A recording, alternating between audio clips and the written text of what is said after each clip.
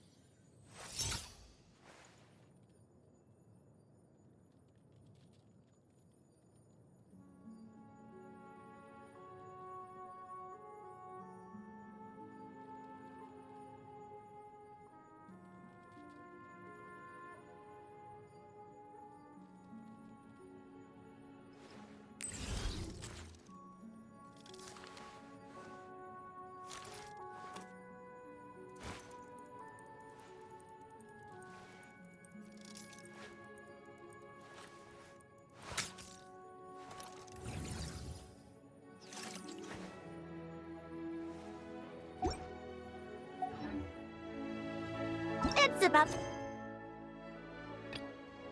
time we throw another tea party, don't you think?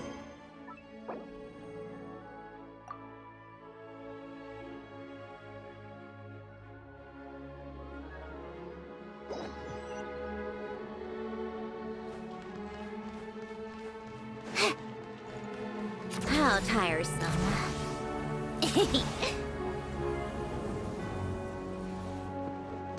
Come on, keep up. Pick up the pace.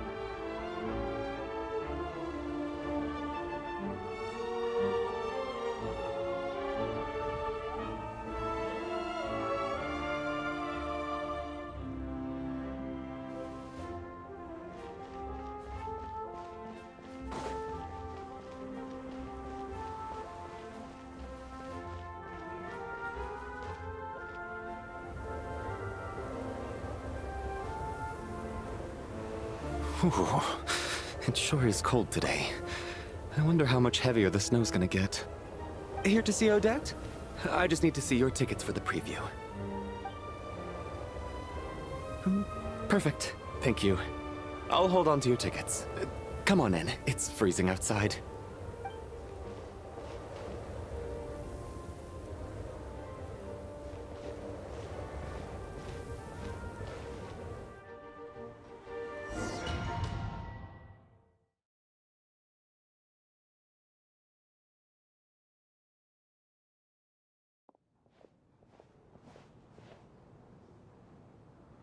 I think I'll leave the Lelic question until after the show's over. Then I'll go find Odette.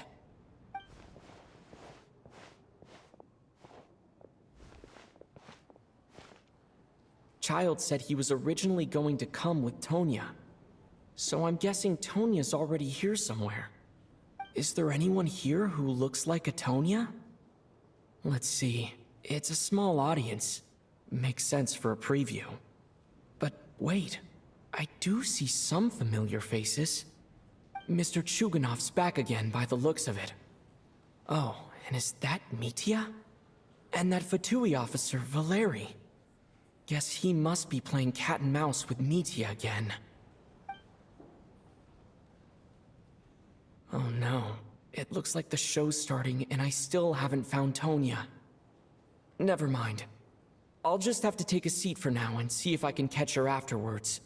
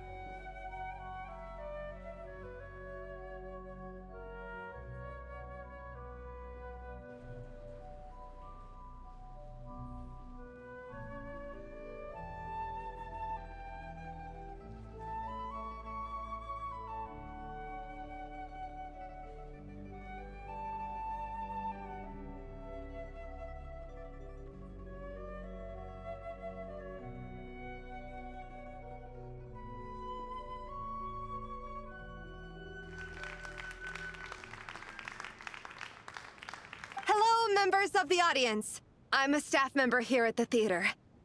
Today's performance was a very special one for us, as it marks the first attempt in a long time to revive the classic Snezhnayan ballet, Spirit Seeker. To commemorate this occasion, we would love to take a group photo of the cast, crew, and audience members present today. Could I kindly ask the audience to please come up onto the stage?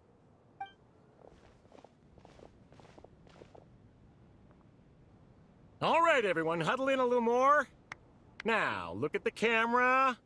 1, 2, 3.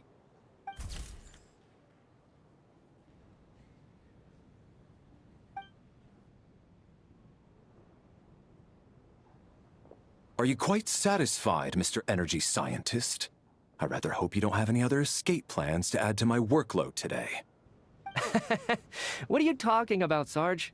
This was simply my way of inviting you to watch Miss Odette's new show with me. But I must correct you on one point.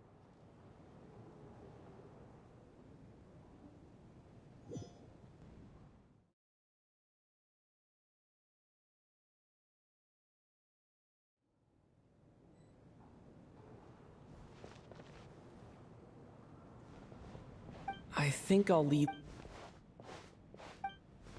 Child said he was originally going. Is there anyone here who looks like a Tonya? Mr. Chuganov's back again by the looks of it. Oh, and is that Mitya? And that Fatui officer, Valeri. Guess he must be playing cat and mouse with Mitya again.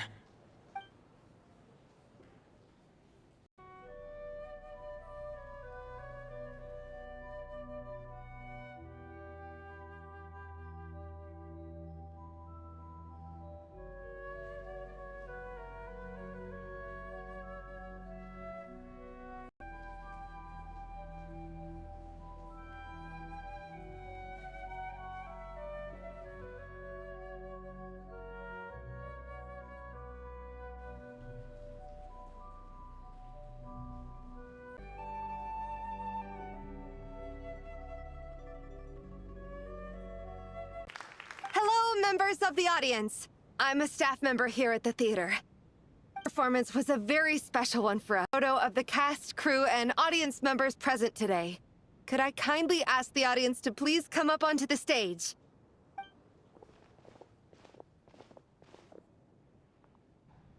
All right, everyone, huddle in a little more. Now, look at the camera. 1, 2, 3.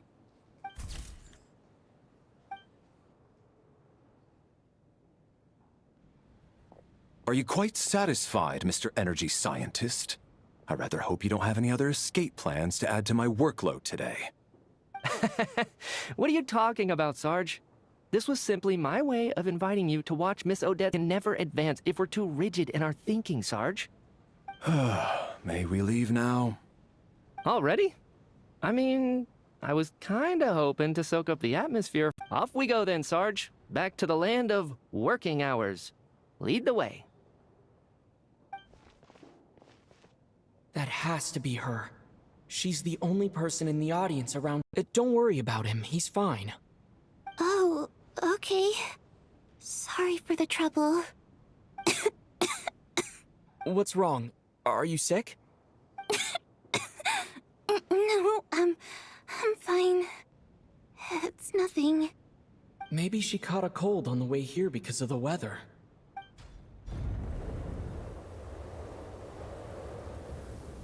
I haven't seen snow like this in a long, long time. It's most unusual. I know. It's completely white out there. You can barely see a thing. I've never seen such heavy snow in my life. Let's wait it out for now. You'd be lucky not to freeze to death in this weather, let alone find your way. Well, look at that. Maybe we shouldn't be in such a rush to get back after all. What do you think? Let's wait and see. Why do you need to take it so seriously? Fate has given us this wonderful chance to take a break. We owe it to ourselves to make the most of it. Come to think of it, there's a small inn not far from here that always keeps plenty of extra blankets on hand for guests. I know the route well. Shall I head over and borrow a few blankets? That way, anyone in a hurry can wrap up warm for the journey back. Just remember to return them next time you're over this way. Sir, there's really no need to go to all that trouble. Hey, it's no trouble at all. Wait here, I'll be right back. What a kind gentleman. Very good. My wife and daughter are waiting for me at home, so I shall be heading back as soon as I get my blanket. So... are you expecting us to go back to the Armory Palace wrapped in blankets too? Don't worry about that. I made arrangements in advance.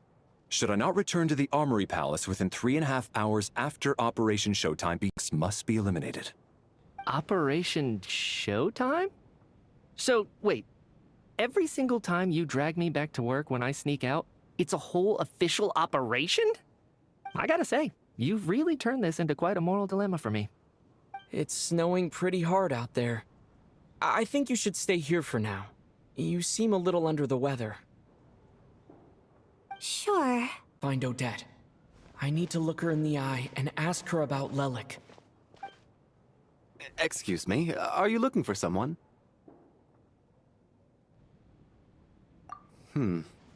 How do you know that Miss Vodianitsa is backstage? Unless...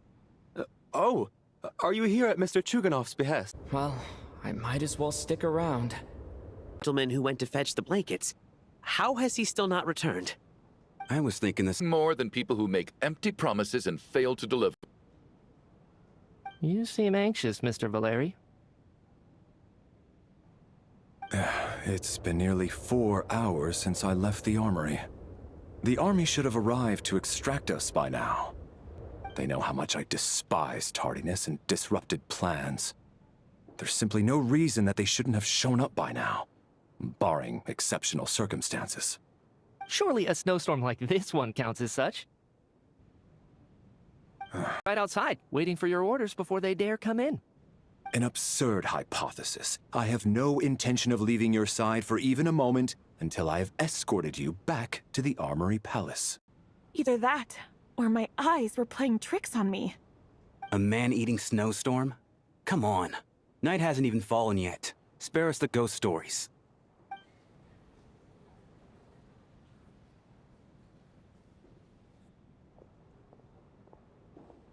Traveler, didn't know you were coming today. How come you didn't say anything? What is it? So I didn't even notice. No wonder the audience hasn't left yet. Is weather like this rare, even in Snezhnaya? Yeah, snow like this. I'm sure I've seen it out in the wild before, but never in the city. Actually, I take that back. I don't think I've seen snow this bad even in the wild. This is something else. It's not normal. If even Alosha thinks snow like this isn't normal, could it have anything to do with that monster people have been talking about? We can't stay cooped up here forever. Someone needs to go out and take a look. No need. I have plenty of experience with snowstorms. Besides, I work here while you're an audience member. I should be the one to do it. Everyone by the door. Careful not to let the snow soak into your shoes. In a snowstorm, you gotta look after your toes above all else. Heading out, my man? Be careful. I've been told the snowstorm eats people alive. Thanks for the advice. I am planning to be careful. I just want to take a quick look at the situation out there.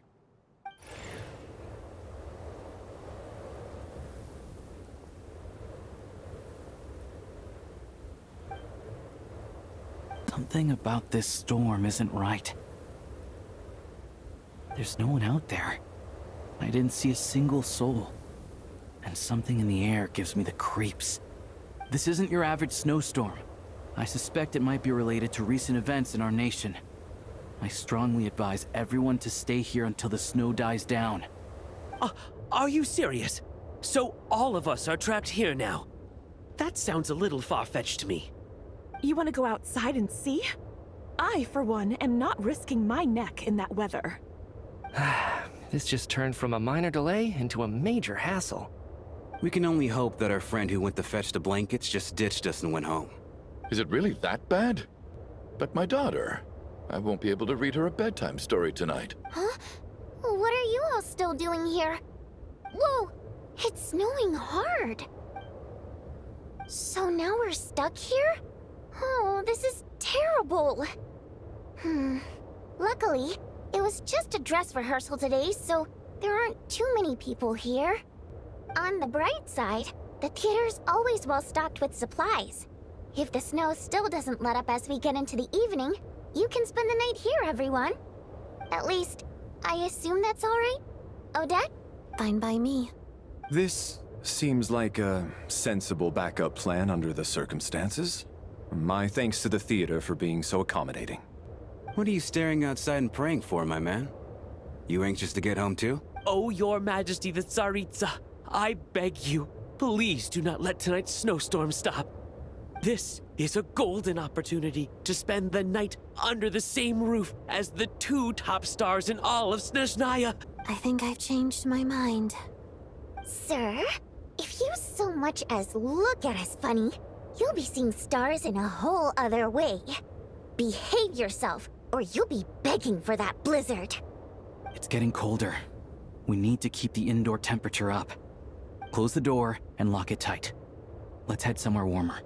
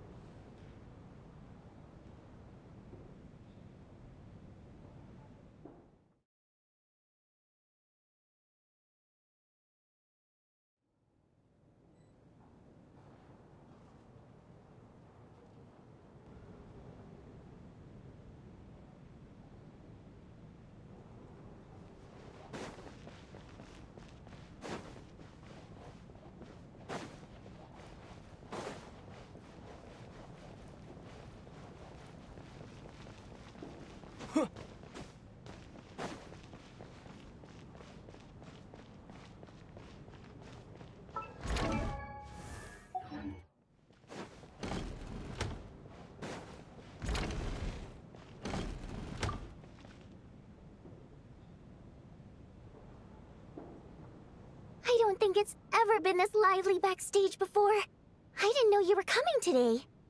Hey, have you seen Chuganov? I heard he was coming today. Have you spoken to him at all? I'm with you.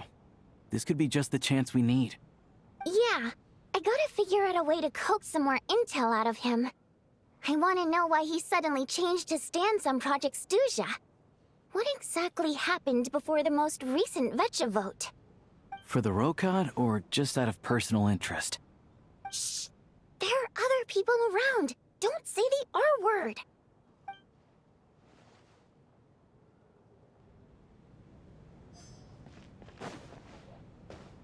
I have to say, even though today was a rehearsal and there were some hiccups along the way, Miss Odette's performance was one of the best I've ever seen, even compared to an actual show. I couldn't agree more, especially considering the weight of the subject matter. It takes a truly seasoned professional to do justice to a theme like love and regret. Do you think we were coming on too strong? Odette's ignoring us again. What about you? What did you think of today's performance? Huh. That's actually a more insightful critique than I was expecting. My mother would agree. She's always thought that was my biggest flaw. Maybe I need to work on making my facial expressions appear more natural. I'll make sure to save a ticket for you when the show's performance ready. This doesn't seem like the time or place to bring up the subject of Lelik. I need a chance to speak with her in private. So unfair. Talk about double standards. And now it looks like I've been spotted.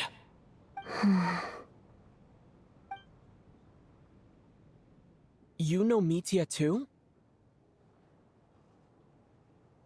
No, I don't.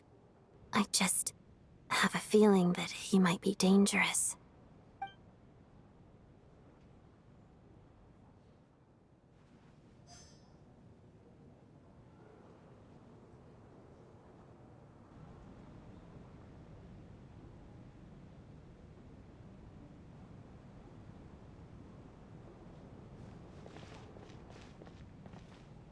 This is highly irregular. A delay of over an hour during an operation like this theoretically warrants a Harbinger-level response. I wonder what the issue is. The storm, or something else. Sarge, the day you learn to let go and just enjoy moments like this is the day you'll finally understand the meaning of life. Why, hello, sir. I believe you were the one sitting at a nearby table back at Podvorye Restaurant. Any friend of the theater's star performers is a friend of mine. It's a pleasure to meet you. I'm Mitya, from the Energy Commission. Greetings. Major Valeri, head of the Special Assignments Battalion. Armory Palace Royal Grenadier Guards, 1st Regiment. I am here to ensure Mr. Mitya's personal safety. Please let me know if I can be of any assistance.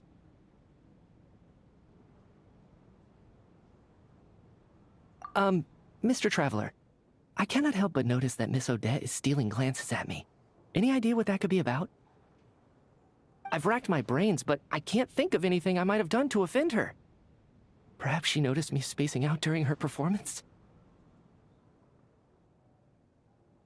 So, Mr. Mitya, is your work related to Project Snezhnaya? Yes, that's right. The higher-ups in the Fatui transferred me from the Energy Commission to the Armory Palace because they wanted me to... Really? I can't even talk about that? Pretty sure it counts as part of my private life. All right, I won't say anything. Sorry, Traveler. As you can see, I'm afraid this pleasant chat will have to end here.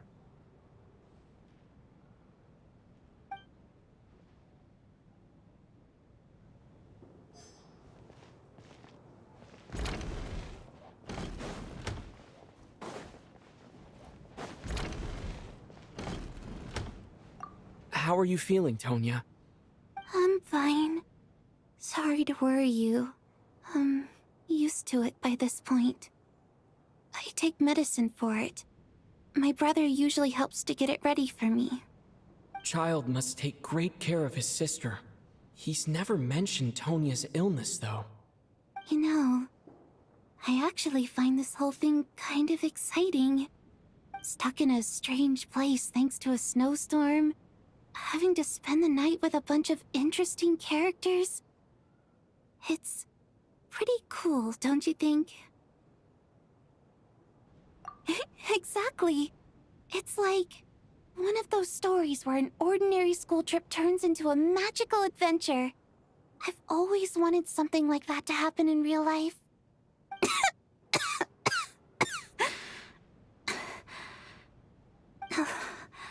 I'm fine, really. Just got a little overexcited. Look after yourself. Otherwise, your brother will come after me.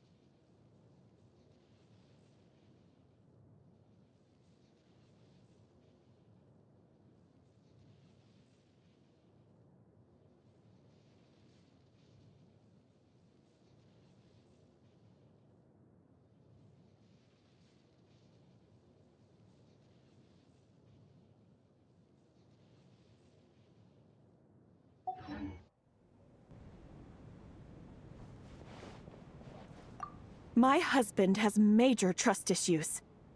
To him, I doubt even this snowstorm is a good enough excuse for me to stay out all night. That's the price of marrying into wealth. You'll get used to it. I'm not about to stop you if you want to leave. But don't drag me along. Hello? Can I help you?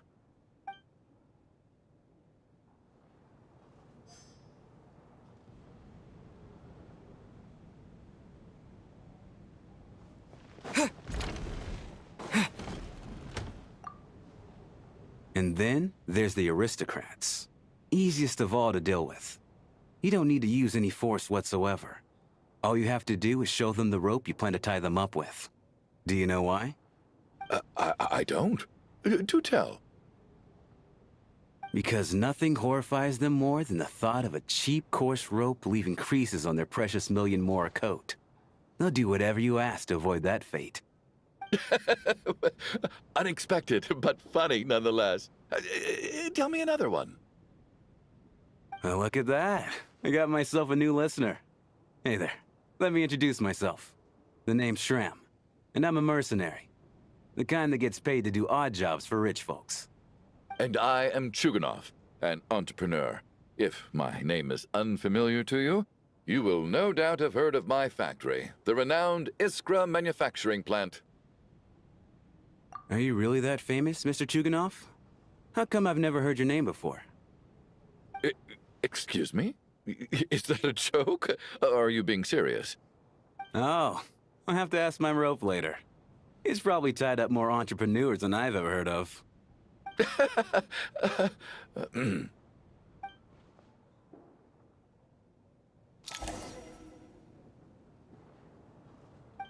How's it looking, Alosha?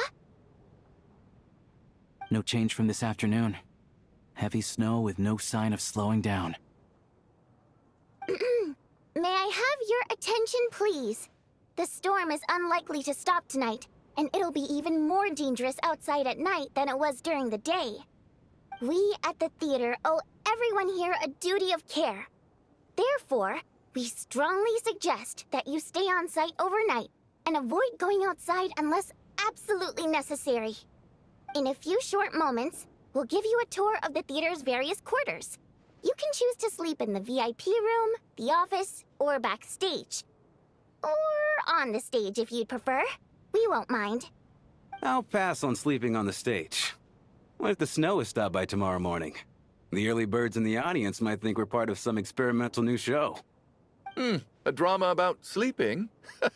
That could be fun. Maybe we could come up with a title for the production.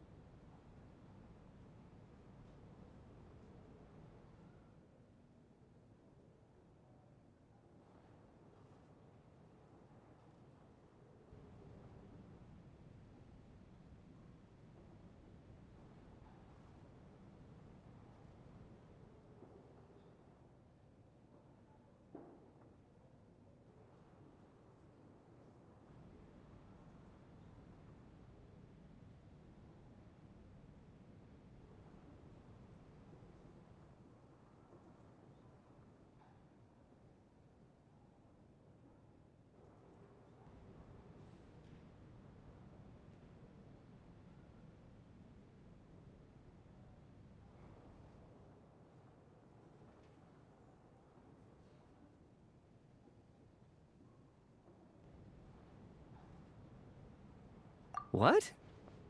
Gotta admit, I didn't get that one. Anyone who doesn't wish to sleep on the stage, please follow me. I'll show you to the rooms. I guess I'll call it a night. Though I feel like I won't sleep very well without Paimon here. I'm sure she'll be worried that I haven't made it back yet. But as long as she looks out the window, she'll probably realize what's holding me up. I wonder if she's feeling any better yet. At least she hasn't been getting any worse. Still, I should try and get back first thing tomorrow morning.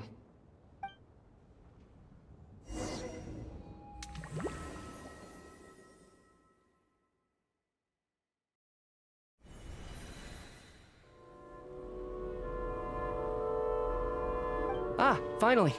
Welcome back to the world of the living, lazy bones. I was about to wake you. The black mist is almost on us. Still waking up, huh? You know, the Black Mist. It's been chasing us from below ever since we were born. You're just dozy. There's no way you've forgotten. Come on, let's keep heading up. Onwards and upwards is the only way to survive. Don't listen to a word those Black Mist cultists say. Here we go again. The endless march toward survival. What's going on?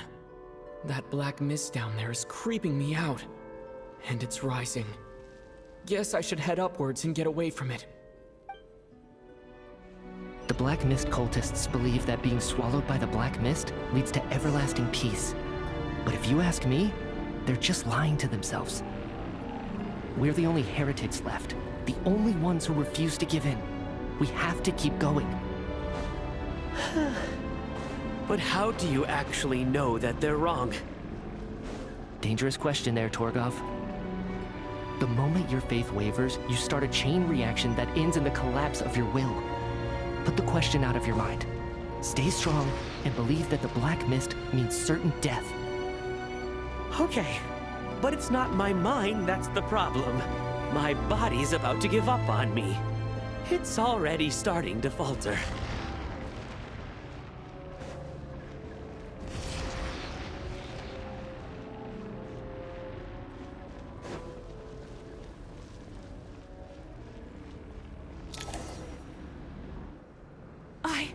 I can't do this anymore. I've had enough of being forever on the run. What's the point of it all? All this will pass eventually, I promise. Keep fighting. It will be worth it. You accuse the Black Mist cultists of being liars. But you're lying too. There is no end to this path. It keeps going up forever. There was never any hope to begin with. The cult of the Black Mist has poisoned your mind, Sobolova. Are you thinking of giving up as well? I am. I think I'll take my chances with the Black Mist over this perpetual torture. As much as I detest the Black Mist cultists, I'm just too weary. Then I bid you both farewell. Let me put my personal opinions aside for a moment and say, I hope that you both find peace within the Black Mist. Fate always appears so impossibly complicated. But at moments like this, its raw simplicity is laid bare. Their fate was sealed from the instant they entertained doubt. From then on, the outcome was both inevitable and irreversible. Let's go.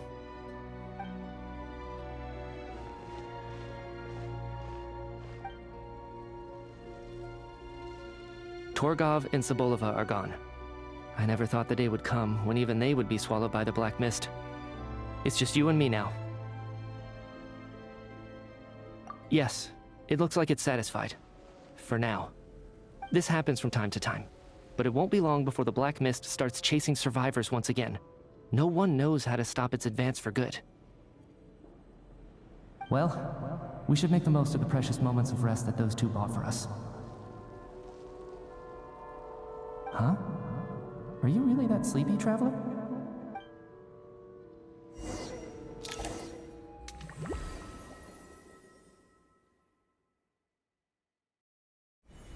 Help!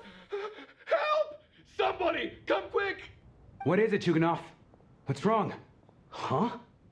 Is it morning already? What's all the commotion? Sounds like it's coming from next door. I should check and see what's going on.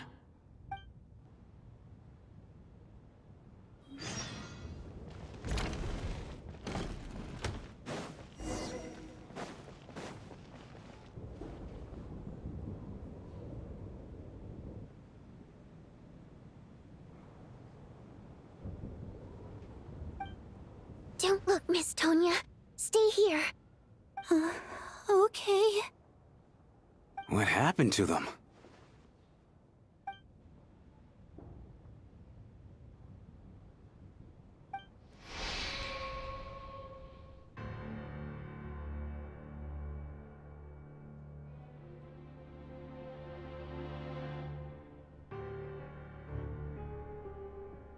These two people have passed away. And the strange thing is that somehow, I knew this was going to happen. I knew that they would be the ones to die. Have I seen this moment before? Or did I have some kind of premonition? I can't remember what it was. Let me take a look.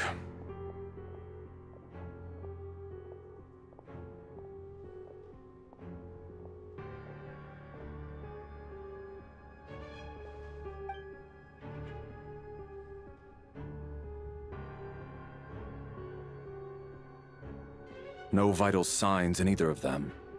They're dead. The cause of death, however, remains unclear. No wounds on the bodies, no signs of a struggle, and no skin discoloration caused by the buildup of toxins. But just last night, they were chatting and joking away. This is so sudden. Could they have had pre-existing medical conditions? Even then, the odds of them both dying of sudden complications on the same night are extremely low. It's hard to believe that they died of natural causes, nor does this appear to be a suicide. Who was the first to discover the bodies? It was me. But these deaths have nothing to do with me, officer. I got up early because I wanted to see if the snow had stopped. Then I noticed that the door to this room was open, and it looked like there was a man and woman inside. I just went over to see what was going on. I had no idea they were... I can corroborate this. I was doing my morning exercises near the stage. When I saw Mr. Chuganov heading this way, I followed him. I can also confirm that I didn't see a single person approach that room before him. The snowstorm was raging all night, and it's still going now. There's no way someone could have come in from outside, correct? You mean an intruder? No, not possible. I slept by the door last night as a precaution. There's no way I wouldn't have noticed if anyone had tried to open it. Everyone, split into pairs and search the theater for anyone in hiding, or any signs of suspicious activity. I'll follow up with a full search of my own shortly. Go, there is no time to waste.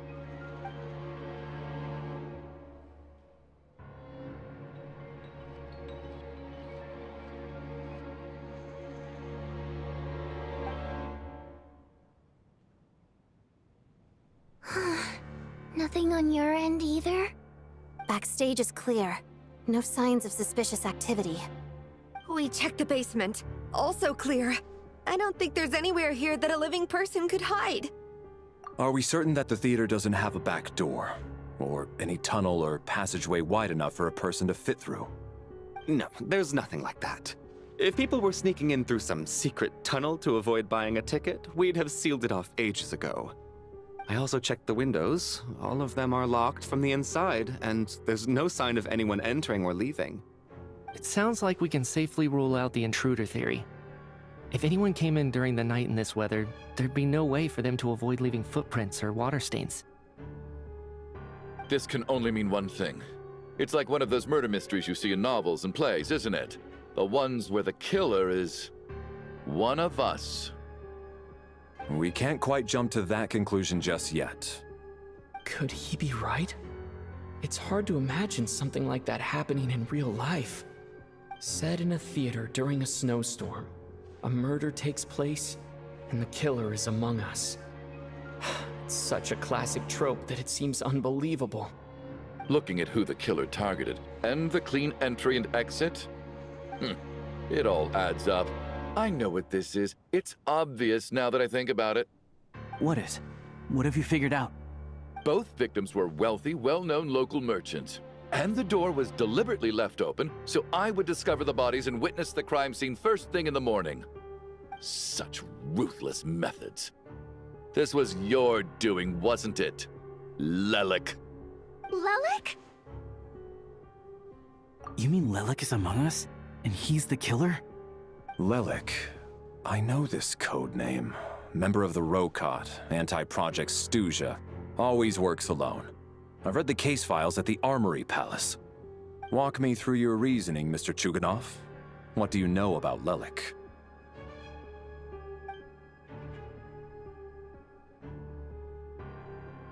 What now, huh? What now, Lelik? What more do you want from me?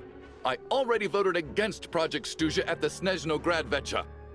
You snuck into my house the other day while I was asleep, left a threatening letter, and I did all that you asked. But Project Snezhnaya cannot be so easily shaken. Not with the rooster in charge.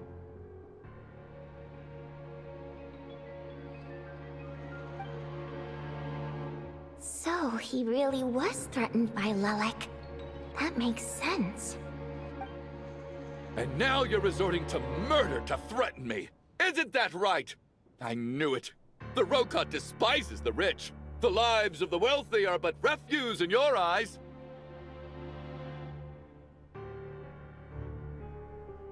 Show yourself!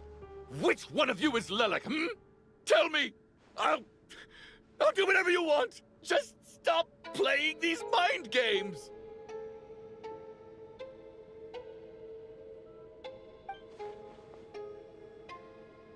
Was this really Lelek's doing?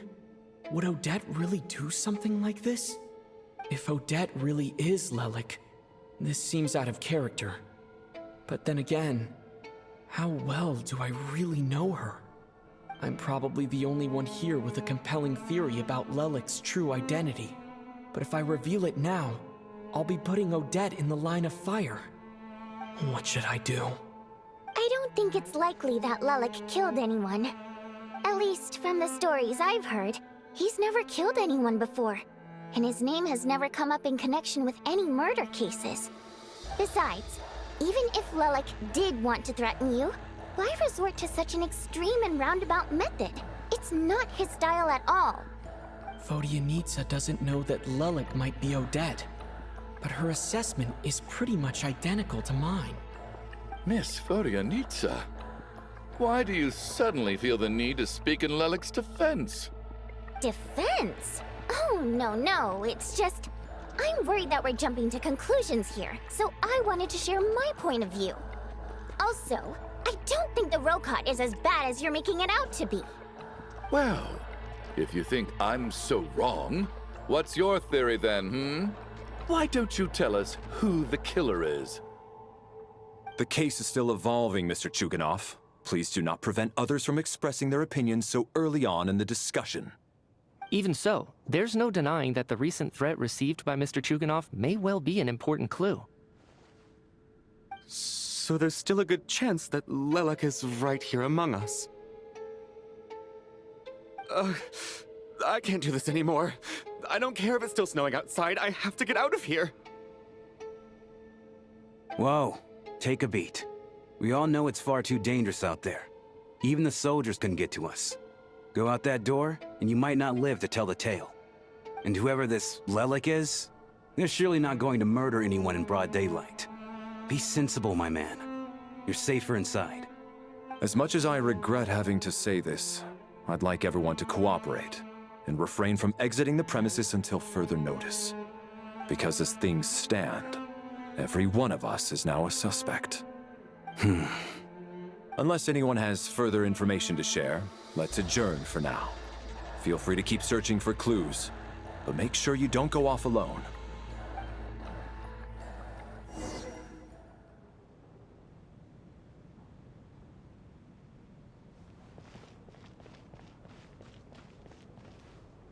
You seem to be very comfortable taking charge, Major.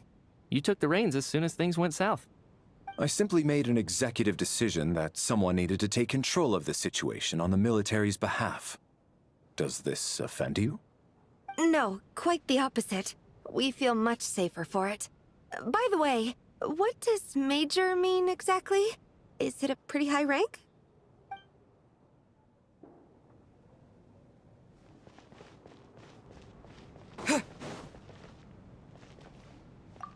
I still find it hard to believe there's a murderer among us. Just last night, I imagined we were like classmates out on a hiking trip. There's no guarantee that you can trust your classmates, especially not when you're locked up together. Why did they do this? Was it for money? Even then, they could have just kidnapped the people. They didn't have to die.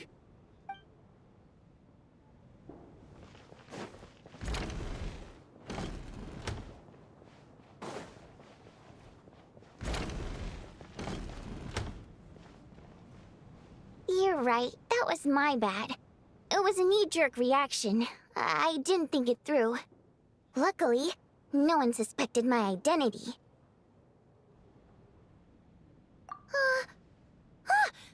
Oh, phew. It's just you. I thought someone was eavesdropping.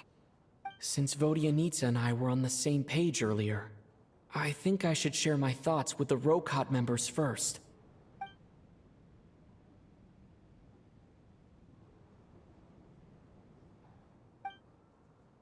Whoa. Are you serious? I don't know if this counts as gossip, but it's definitely on track to be the juiciest this whole year. Odette? Really? Odette? Oh god, how dumb does this make me look? Lelek has been right under my nose this whole time, and I didn't notice a thing. Actually, it's exactly what you'd expect. Sometimes, hiding in plain sight is the best strategy. And now that you mention it, the more I think about it, the more sense it seems to make. It all adds up. What are we up to now? 1, 2, 3, 4... Odette's identities. She's my coworker, specifically a ballerina, and also a Fatous, a member of the Rokot. Now, Lelek. It must be so exhausting. I just want to give her a hug. I guess since I've always known her as a member of the Fatui, it never even crossed my mind that she could be involved with the Rokot, let alone be Lelek. I don't understand. If she's with the Fatui, what reason could she have for being so opposed to Project Stusha?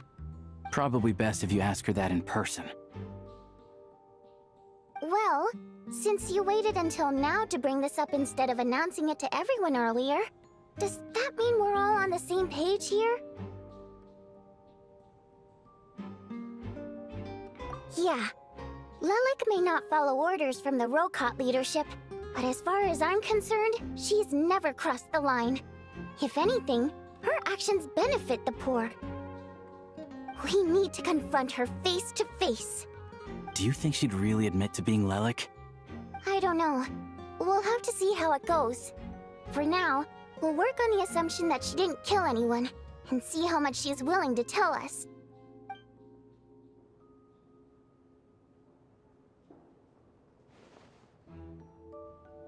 Now's her chance. Odette's alone. Let's go. Hey, Odette. What is it, you guys?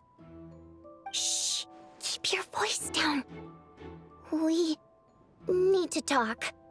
So, you're Lelek, aren't you?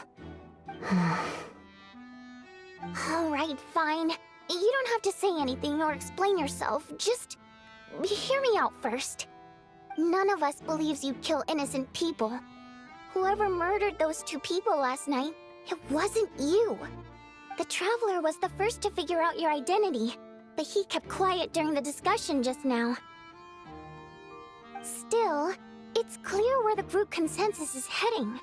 Everyone believes Lelek is the culprit. If your identity is exposed, you'll be in a really bad spot. We're your colleagues, and we know what kind of person you are.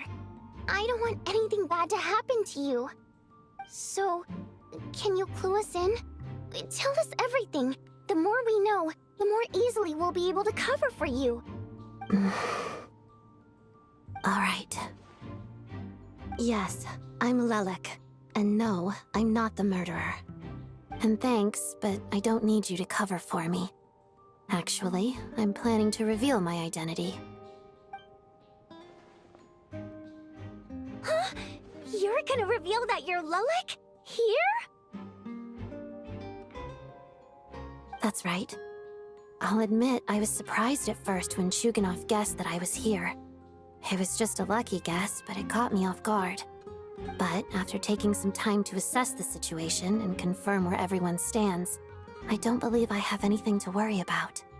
Are you sure you don't need a second opinion? Given the circumstances. Mr. Valeri! What?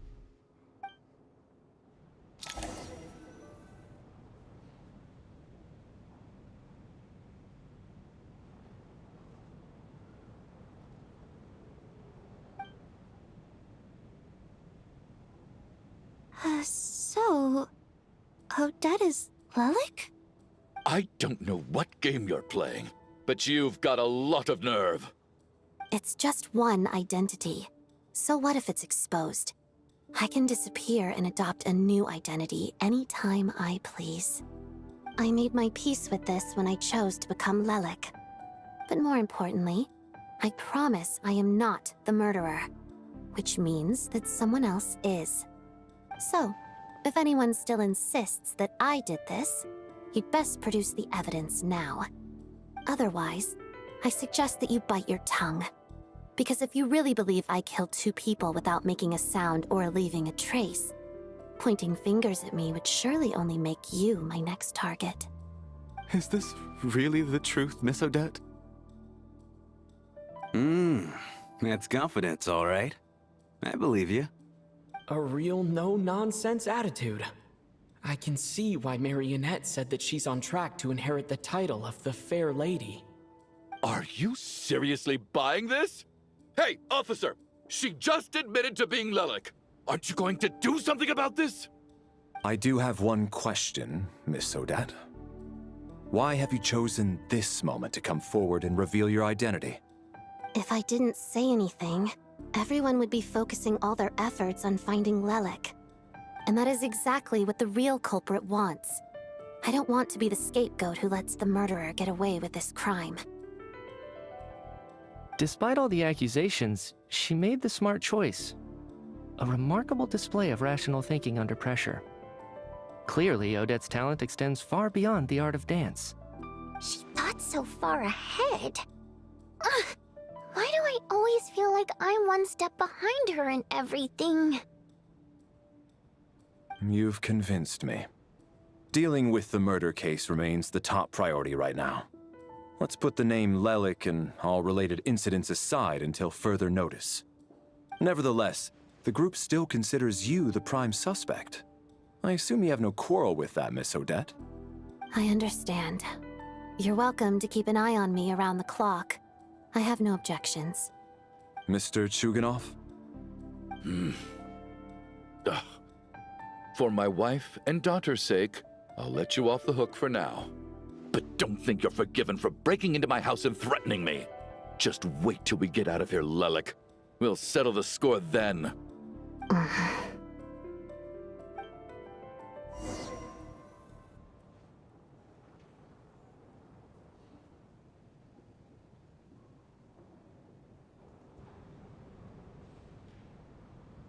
Good work, Lelik guard team. And Lelik, too. Here, have some hot water. Turns out Valeri knew about my exploits. So now I've been told I have to guard Lelik with him. Shouldn't you be facing my way if you're guarding me? At the moment, it looks more like you're my bodyguards. If the true culprit is indeed still at large, as you have claimed, we must keep our guard up against them also. Don't worry, Tonya. We'll get through this. Once the snow stops, the officials will step in. The investigation will get easier, and then we'll be safe. But... once the snow stops, won't everyone just leave? You're gonna miss us, huh? Well, some of us work at the theater, so we'll still be here. I'll even give you a special backstage pass. Really, Miss Vodyanitsa? That's awesome! You've made a fan for life. Aw, you're so cute, Tonya. All right, let's swear to it. I promise to give you the pass, and you promise to never change your mind about being my fan. Promise. Don't indulge her, Tonya. You don't have to swear an oath over things like that. You really do get carried away sometimes, don't you, Miss Vodyanitsa? Hey! Mind your own business!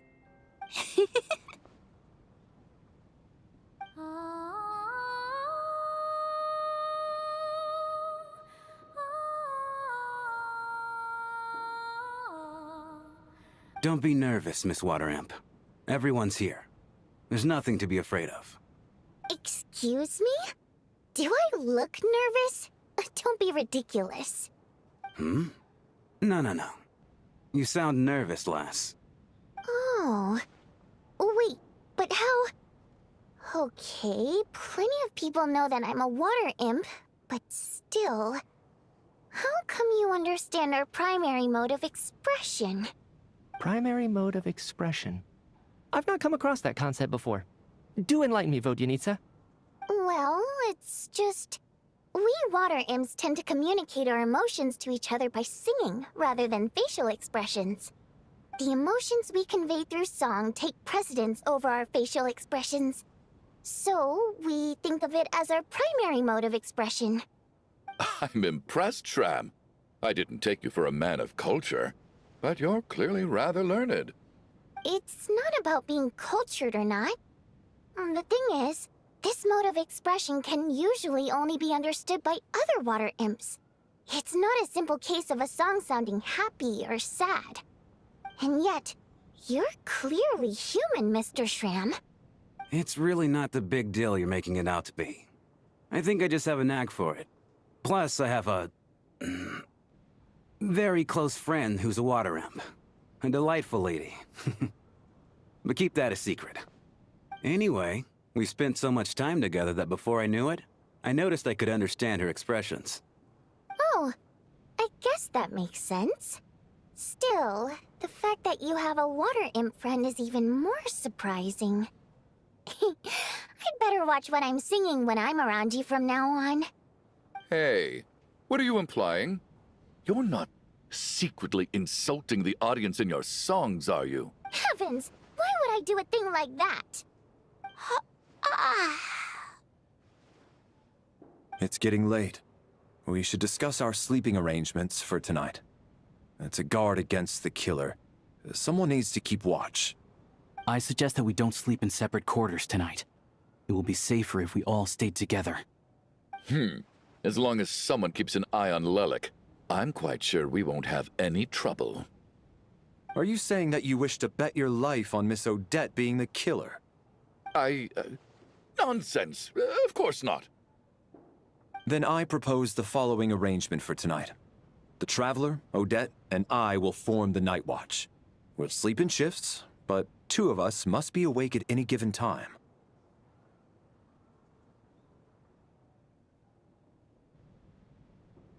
An excellent idea. This allows us to handle the night watch while also keeping an eye on Lelik. Meanwhile, the rule of taking shifts in pairs resolves the other issue. Namely that we can't necessarily trust the Traveler or Valeri either. I expect that plan took you quite some time to come up with, didn't it? Actually, our field combat manual outlines a similar approach. Although the scenario there involves guarding prisoners overnight during field operations. That being said, I must clarify that I harbor no disrespect towards you personally, Miss Odette. In fact, Lelik's numerous covert operations make fine textbook examples for military agents. I care less about respect and more about the fact that you just robbed me of 2/3 of my sleep tonight. I'm calling dibs on being the first to rest. Good night.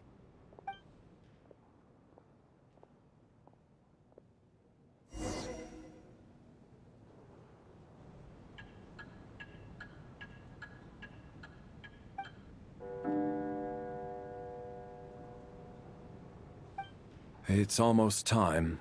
We should wake Odette. How are you faring?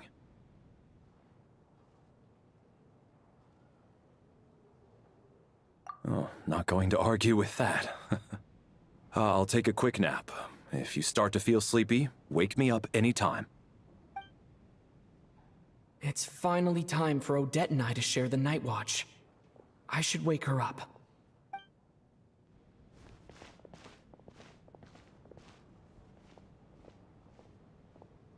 I came here to get information from her in the first place. Maybe I should think about what questions I want to ask before she wakes up. How long are you gonna keep staring at me? Couldn't sleep. My mind's been running haywire. Plus, there's something I've been meaning to talk to you about.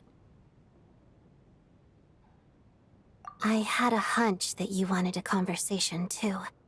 Let's take this chance to clear the air, shall we?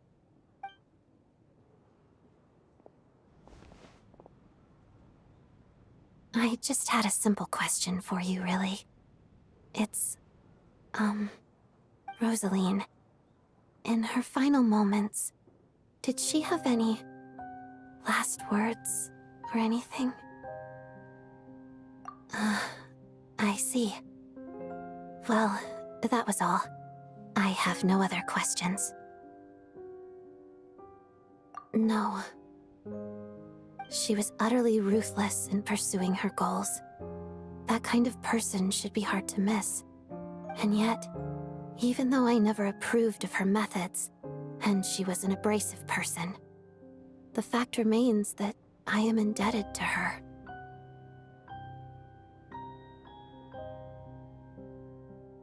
Oh, she told you. I guess that makes sense.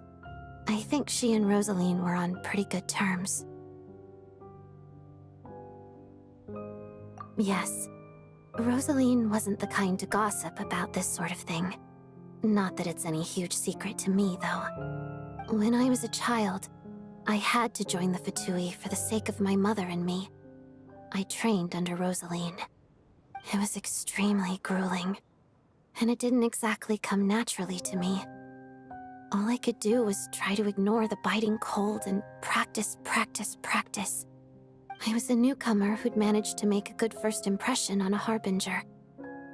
There was pressure to live up to her expectations, to be worthy of the fair lady's reputation.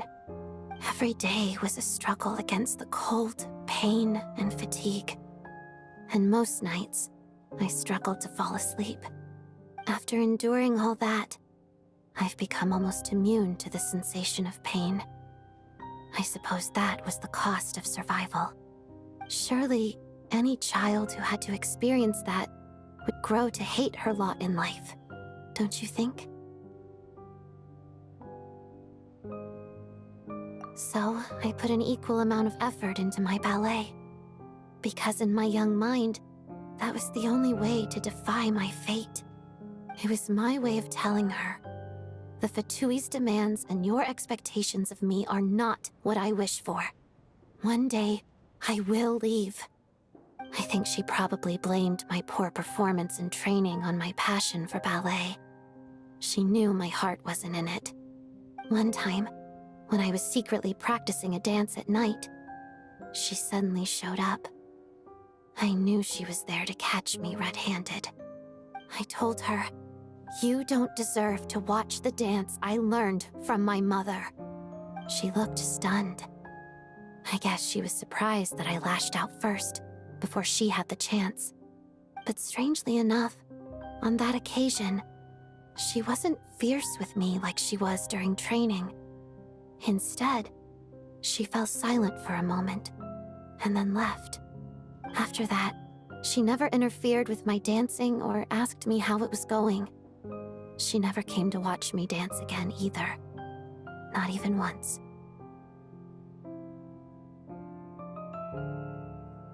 She was. But even now, whenever I take out this core Ignis, I can't help but think of that night. Of the look on her face. Sort of. Although gift might be too kind a term. This is her flame sealed within ice. A symbol of her favor, yes, but also her way of keeping an eye on people. She knew the location of every piece of core Ignis. If any recipient started acting suspiciously, she'd be on to them immediately. Trust her to make even a mark of approval feel suffocating. So, when news of Rosaline's death reached Snezhnaya, many people immediately crushed their core Ignis. It gave them a profound sense of relief, like they'd broken free from her shackles. But I kept mine. With my sensitivity to pain being as dull as it is, the warmth from this core Ignis is one of the few things I can still feel clearly. I still wonder, did she really come to stop me that night? I wasn't sure, But I was scared, so I said some really awful things. I guess she didn't leave anything behind. Not that I expected her to. It's fine. It's just a bit of a shame that we couldn't settle our differences before the end.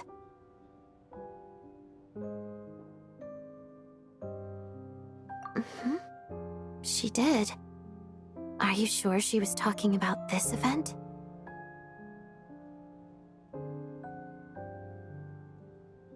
Huh. No, she didn't. I didn't even find out that she'd gone to Mondstadt until a while after she'd left. Wait, in that case...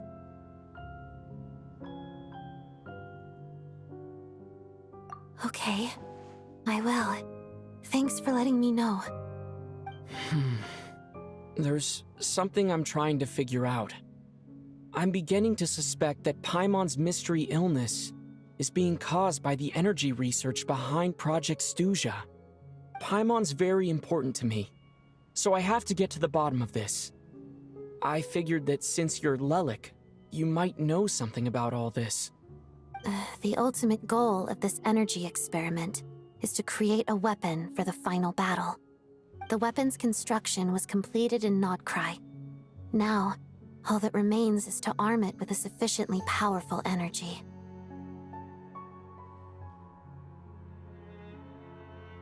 Yes, the weapon's development and all the related experiments are overseen by Lord Piero, the Jester, and the lab is located deep within the Armory Palace.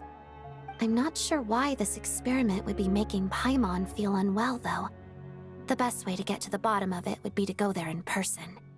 Once we get out of here, I'll help you apply for an entry permit. And I'm hardly the organization's proudest member, as you know. You answered my question about Rosaline. I want to do you a favor in return. It's that simple.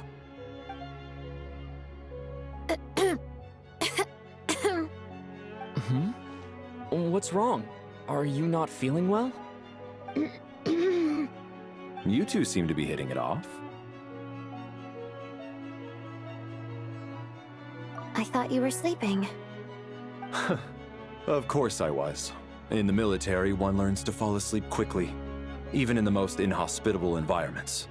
It's vital to staying alert and energized. Why? Is something wrong? Even if he was awake, he can't have overheard us, right? Well, thank you both for keeping watch. Traveler, I'll take over for now. It's your turn to get some sleep. Sure.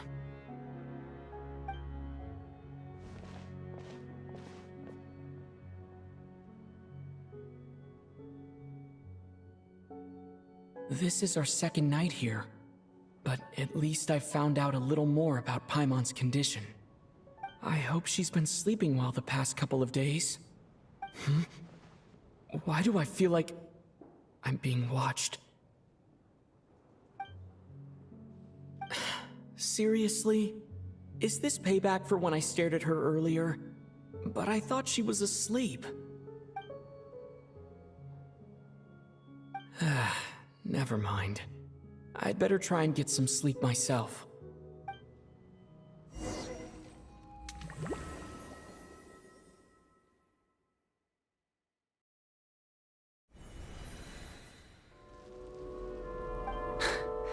Hey, what are you spacing out for? Are you reaching your limit too? How long have we been walking for?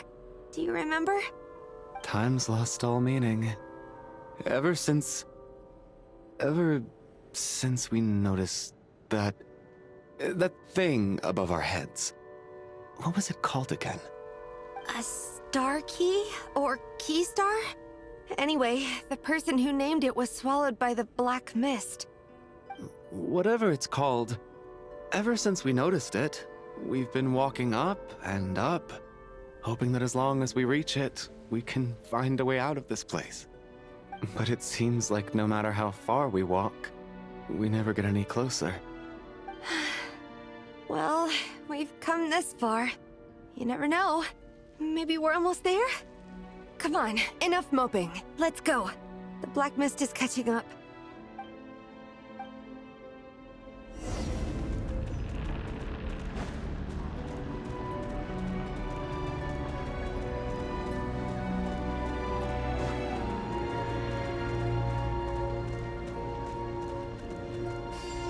Monsters! Watch out! Not again! I've lost count of how many times we run into them. Be careful. What the?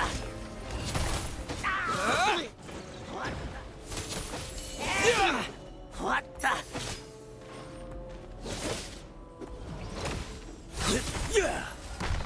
What? Yeah. Yeah. Yeah. Yeah. Yeah.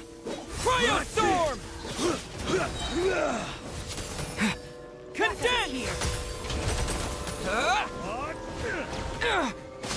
Shut up. Run faster.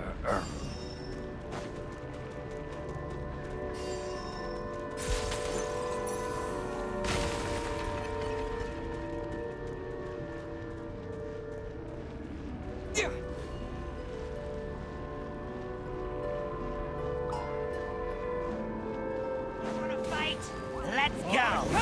Gotcha! Second thought. Here they come again! Get ready!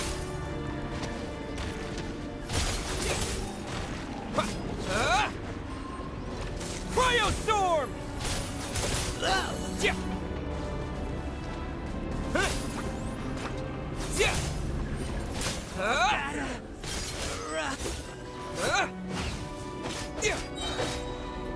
Fighting Frog!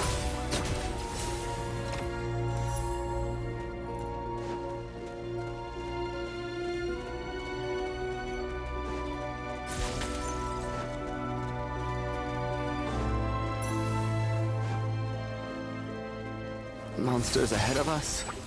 The black mist behind us. It feels like there's no escape.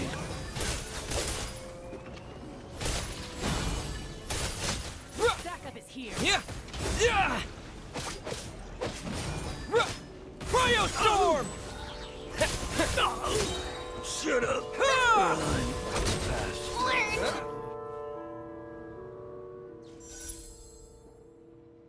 Are you hurt, Coolish? No. I'm fine. It's just... Suddenly I don't want to walk any further. I get you. In fact, I reached my limit a long time ago. Sometimes it feels like there's hope where there shouldn't be. Yeah. The hope that the star gives us is the only thing keeping us going. But I'm not sure it's real at all. It may just be a collective illusion.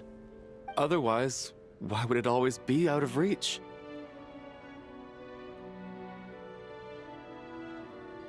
We know you mean well, but you're only saying that to try and encourage us to keep going, aren't you? Thank you, friend. But enough is enough.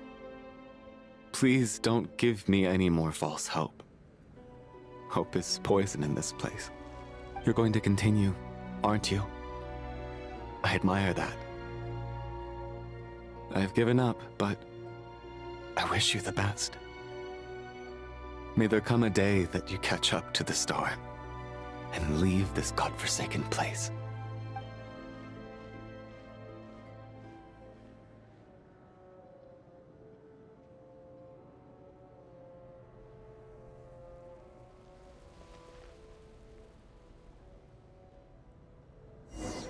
It's not an illusion. We really are getting closer to the star.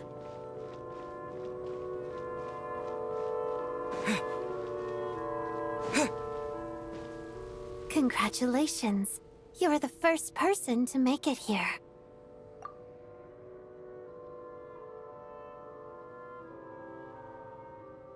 I'm the star's envoy. The black mist has stopped rising. Its hunger is satisfied for now, having devoured your two companions. This is a good opportunity. I'll let you get some rest before we continue.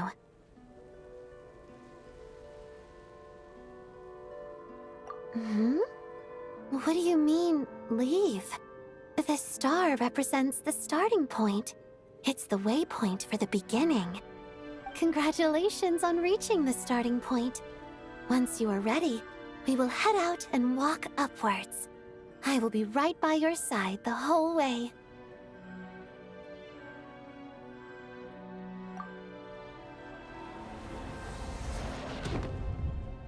Huh?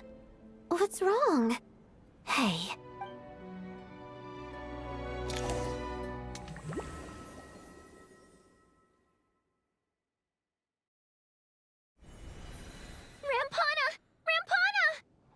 Is that Vodyanitsa's voice? What happened? Coolish, wake up! Please wake up!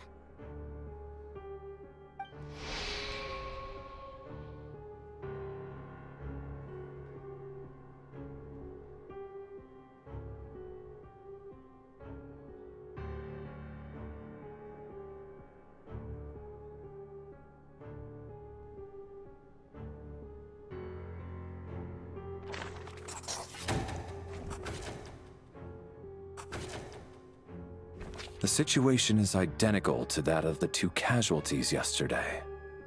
We cannot ascertain the cause of death. At least there are some elements that we can rule out this time. They slept on the stage with everyone else. So I suppose the surrounding environment can't be a relevant variable. Rampana. Coolish. Weren't some of us keeping watch last night? 3 of us, in fact.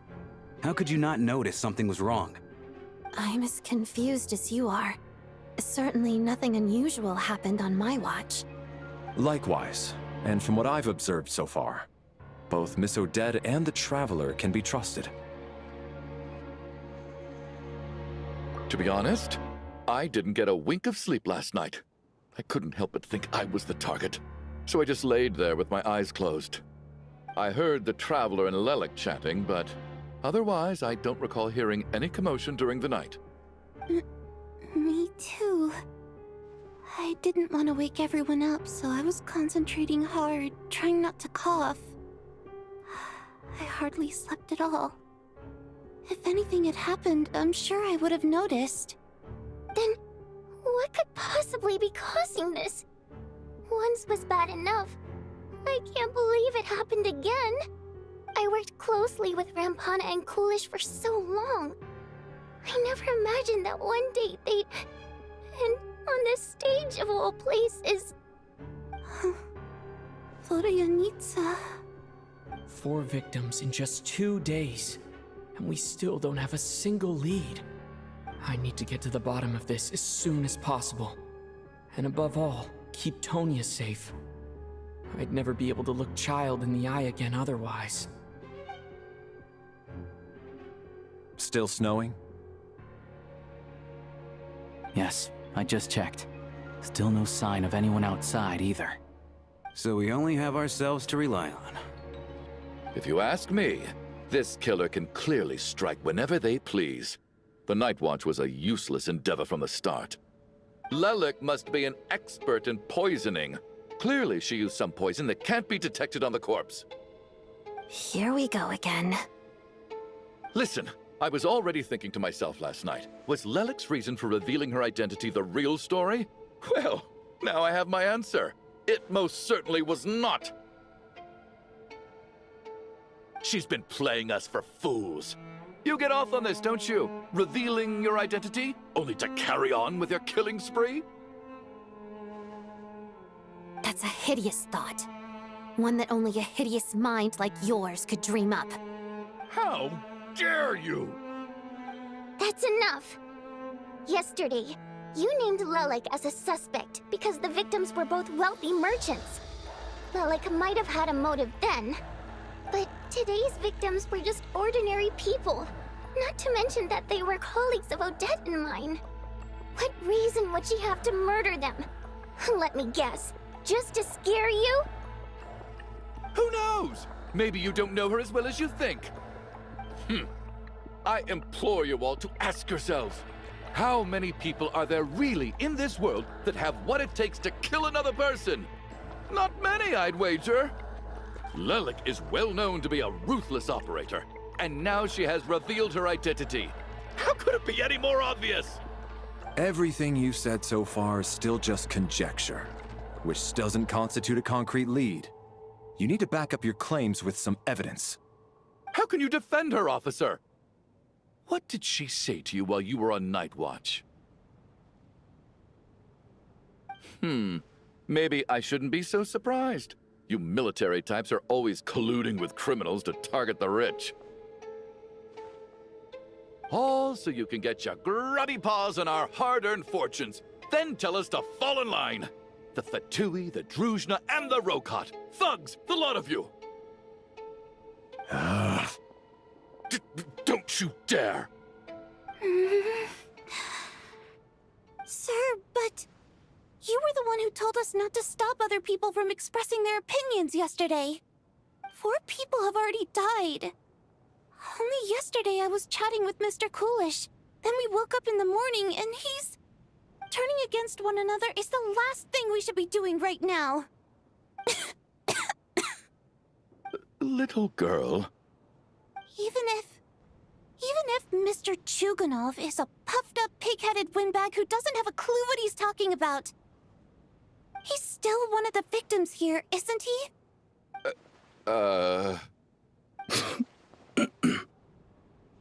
Quite. I had no intention of resorting to violence. But you're right, Miss Tonya. I ought not prevent him from speaking his mind. In any case, I believe Mr. Chuganov has calmed down a little now. We may resume our discussion. I don't think there's any need for that. What is there to discuss? Nothing about this situation is normal. Did you have an idea, Mitya? You're the brainiac here, right? Come on, clue us in! I've been mulling something over. All the leads we have so far concern things from outside the theater. Miss Odette's alter ego, the threats Mr. Chuganov received. But then there's the 2 double murder crime scenes themselves, which have given us absolutely nothing to go on whatsoever. That's highly unusual. Even with the most careful killers, there's always some evidence left behind. So what are you suggesting? I think this could be a supernatural event. It isn't characteristic of human-on-human homicide at all. Correct me if I'm wrong, but aren't you supposed to be a scientist? That doesn't sound like a conclusion someone like you is supposed to make. I got into scientific research because of my insatiable curiosity. But if the present situation defies all known scientific explanations, I don't mind shifting my curiosity toward the paranormal instead. Now that you mention it, I remember when I first came to the theater. I heard rumors about this place being haunted. Haunted? Yeah, I think I heard the same thing.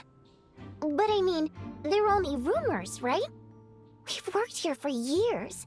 Surely we would have noticed any spooky goings-on by now. Well, this has taken an unexpected turn. A haunted theater? If Paimon were here, she'd probably be hiding behind me in fear right now. Why don't we take this opportunity to look for clues again with a more open mind? Maybe a different perspective will help us see something different. Very well.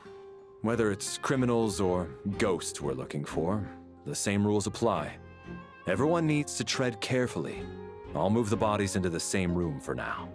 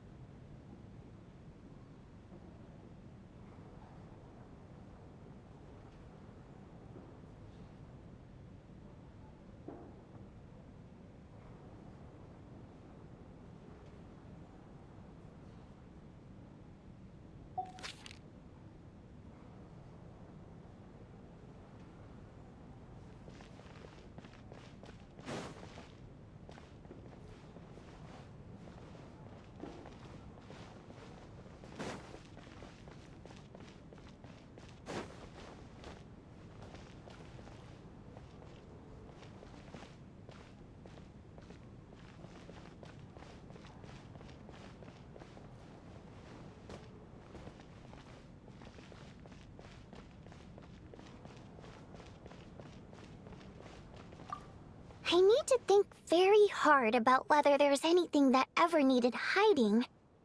After all these years, there must be some things even I've forgotten about.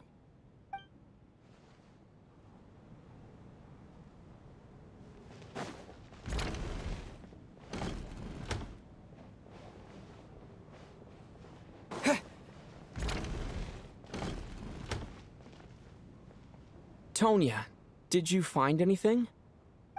Not yet. Still looking. So... Are we supposed to be looking for something paranormal? I think I'd prefer teaming up with you than looking around on my own. This looks like somebody's notebook. Shall we read it together?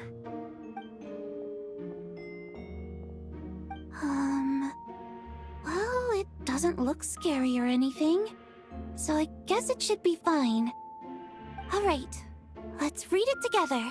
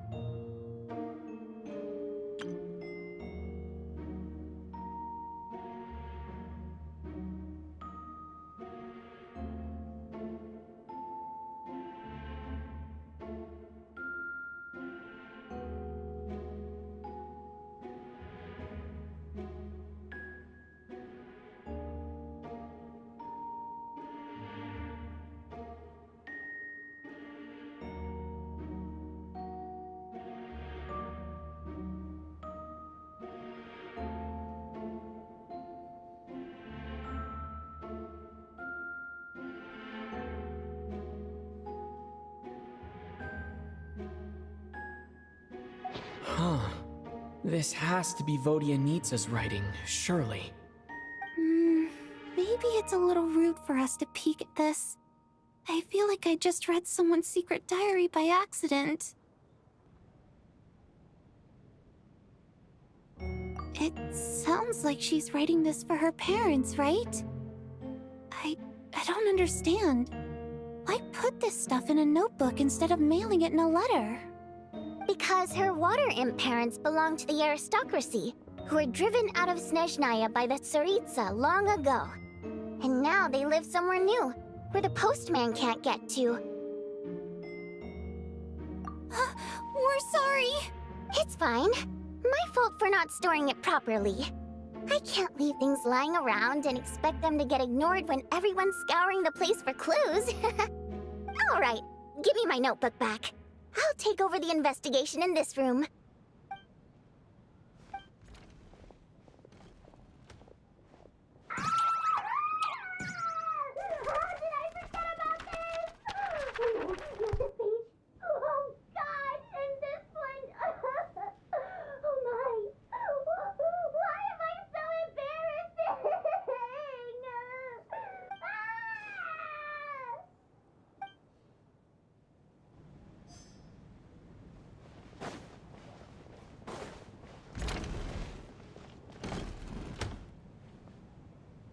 Valeri, come take a look at this.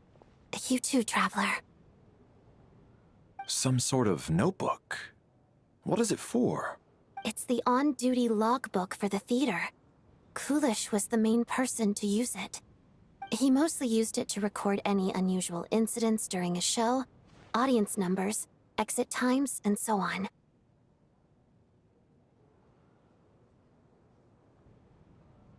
Yes, he'd always have this logbook with him when he checked tickets at the entrance.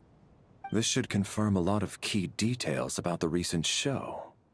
So, find anything unusual? Yes. The number of people. I've checked and double-checked, but the numbers just don't match what's recorded in the logbook. Apparently, we have an extra person among us. Are we certain that logbook is accurate? Could someone have sneaked in without buying a ticket or something? Unlikely. Coolish took his duties very seriously. I've rarely seen any errors in his work. Not to mention that this was a dress rehearsal, meaning smaller audience numbers and tighter ticket restrictions than usual. Everything would have been well within his control. We no longer have our tickets with us, do we? They got collected on entry. I assume there's no way we can check them again. Unfortunately not. The theater recycles tickets. Once people are in the door, they don't tend to leave until the show ends, so we collect the tickets at the point of entry.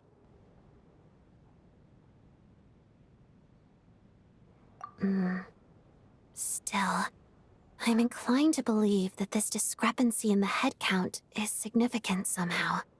Did an extra person just materialize out of thin air?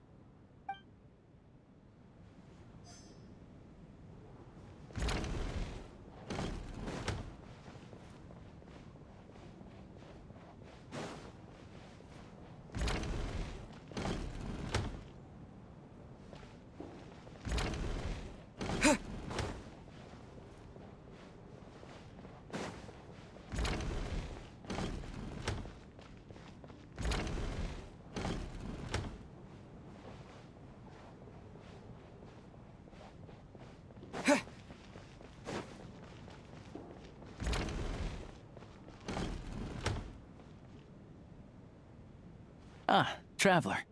Since you're here, come take a look at this. Alosha found it. We're both curious to hear your perspective. It appears to be well, an investigation report. And the focus of the investigation was the rumors of haunting we heard about earlier.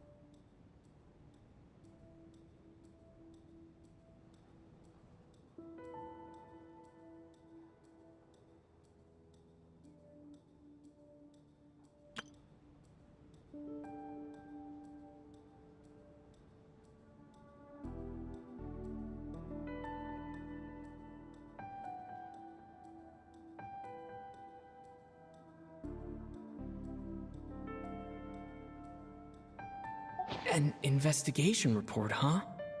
Looks quite old. This person's name looks to be of Sumeru origin to me. Was the investigator from Sumeru?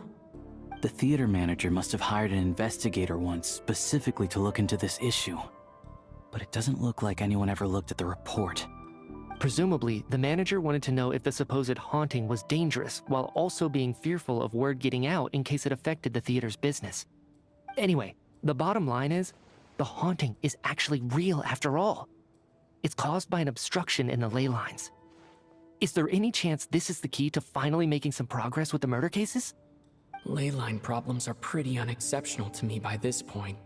And while it certainly offers an explanation for the ghosts, it's hard to imagine what connection it could have to these two murder cases.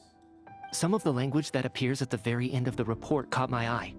Angel civilization, ley line renovation? My area of research doesn't touch on any of that, so it's completely outside of my wheelhouse. Huh? A piece of paper just fell out from the report. It landed right by your feet.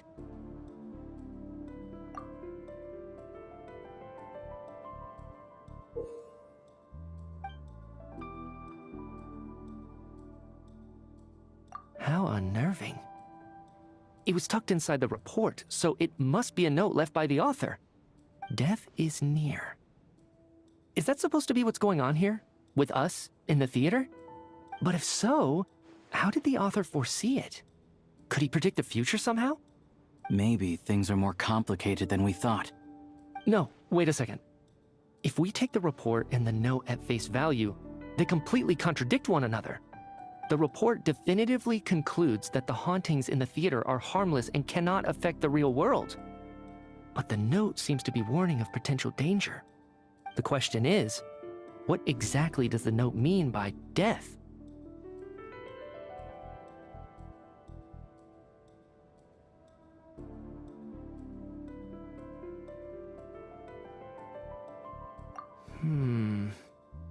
The various ways we could interpret this keyword lead in completely different directions. Let's pause our analysis here for now. I think we need more information.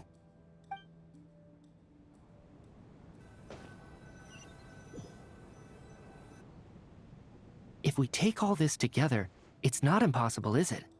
If anything, it's the natural conclusion. Oh, I beg to differ. This sounds to me like a product of a researcher's vivid imagination.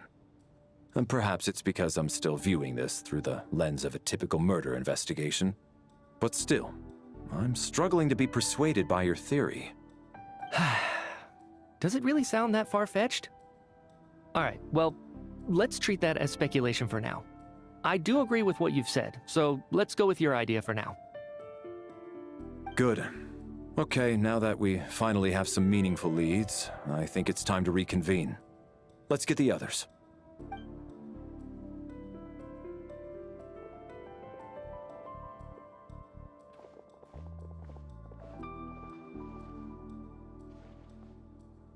So, that's about everything we've discovered so far. I'll share my theory first. Based on what we've learned from the logbook, I believe the extra person among us is most likely the killer. If the killer had simply bought a ticket, it would have greatly increased the risk of their identity being exposed. I expect he or she either hid in the theater ahead of time, or found a way to slip past the ticket inspection. They then blended in with the group and waited for an opportunity to strike. What about the note found in the investigation report? Any thoughts on how that fits in? The killer may have simply planted it there as some sort of sick joke. I've seen my fair share of psychopathic killers. They love playing cryptic mind games. So, it has nothing to do with the haunting of the theater after all.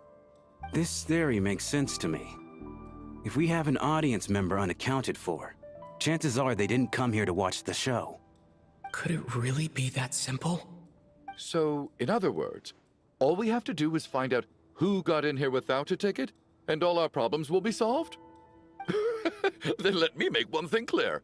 All the theater staff should be well aware that I came here for the rehearsal legitimately, yes? There's no way I'm the one who didn't have a ticket. It's true. I hear you used every trick in the book to get a hold of that ticket, too. Everything short of throwing a temper tantrum and rolling around on the floor at the entrance. I most certainly did not degrade myself in such a way. Probably a stupid question, but I might as well ask. Did anyone here get in without having their ticket checked? Hmm? Guess it was naive of me to expect them to just admit to it. Especially after the unprompted Lelic reveal. Once was already a miracle. Twice would be unfathomable.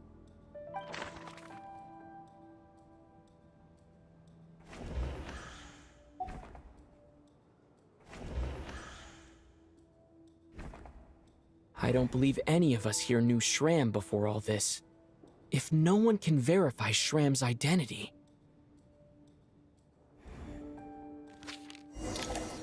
Mr. Shram, did you really go through the ticket inspection to get in here?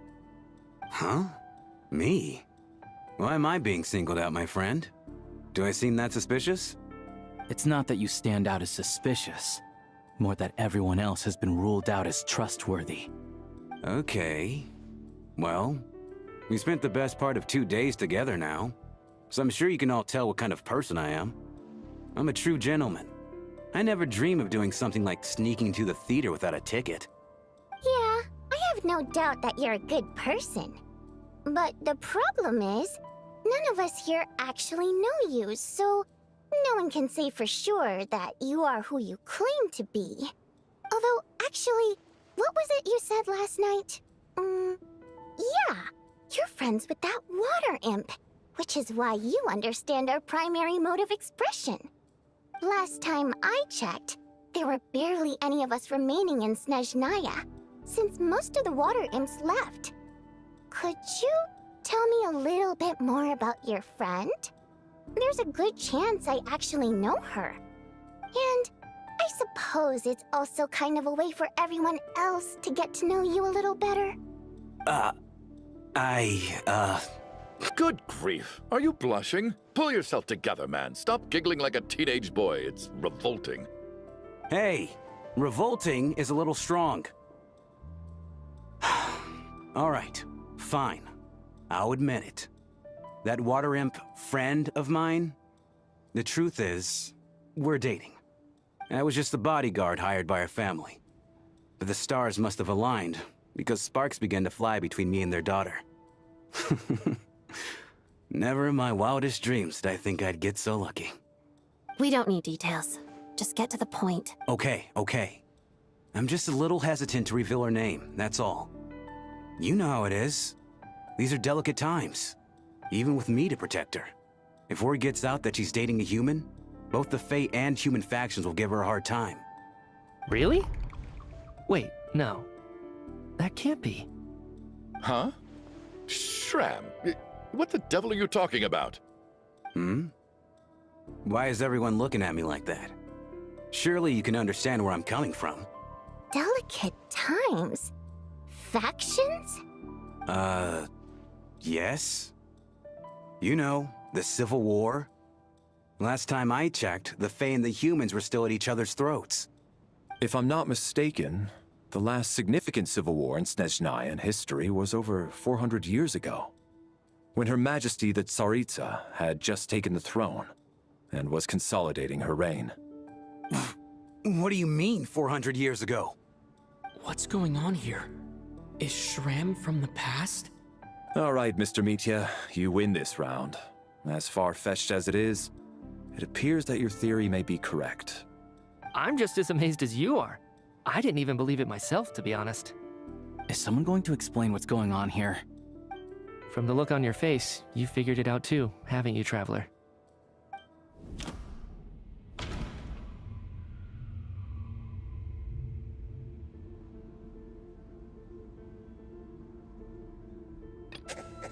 That seems to be the case. Shram's the extra person, but there's no way of learning his identity from this clue.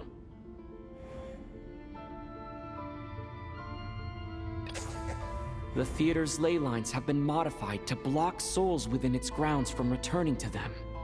Some souls can even wander this place forever. Mr. Shram's statement proves he is from hundreds of years ago.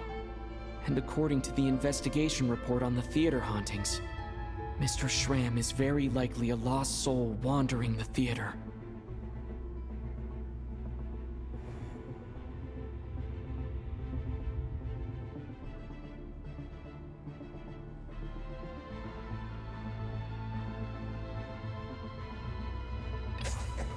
For some unknown reason, the soul that has been wandering the theater due to the ley line is... Yeah, that must be the immediate reason why the ticket count doesn't match the number of people present.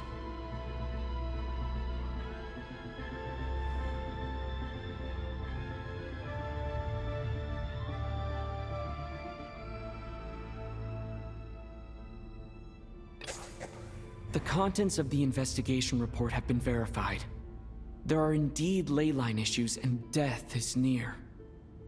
That must mean that there's a dead person in our midst. That's the truth, isn't it? Yeah, the logic is clear now. The investigation report said that there would be souls stuck wandering around the theater because the ley lines were cut off. Mr. Shram must be one such soul who died in the theater a long time ago. In which case, that also makes him our extra person. So when the note said death is near, it must have been referring to death as in the deceased, people who died a long time ago. Someone who died a long time ago. In short, there's a dead person among us. The extra person we've been searching for is a ghost from the past. You mean I'm a ghost? No. Don't make jokes like that, my man. There must be some mistake.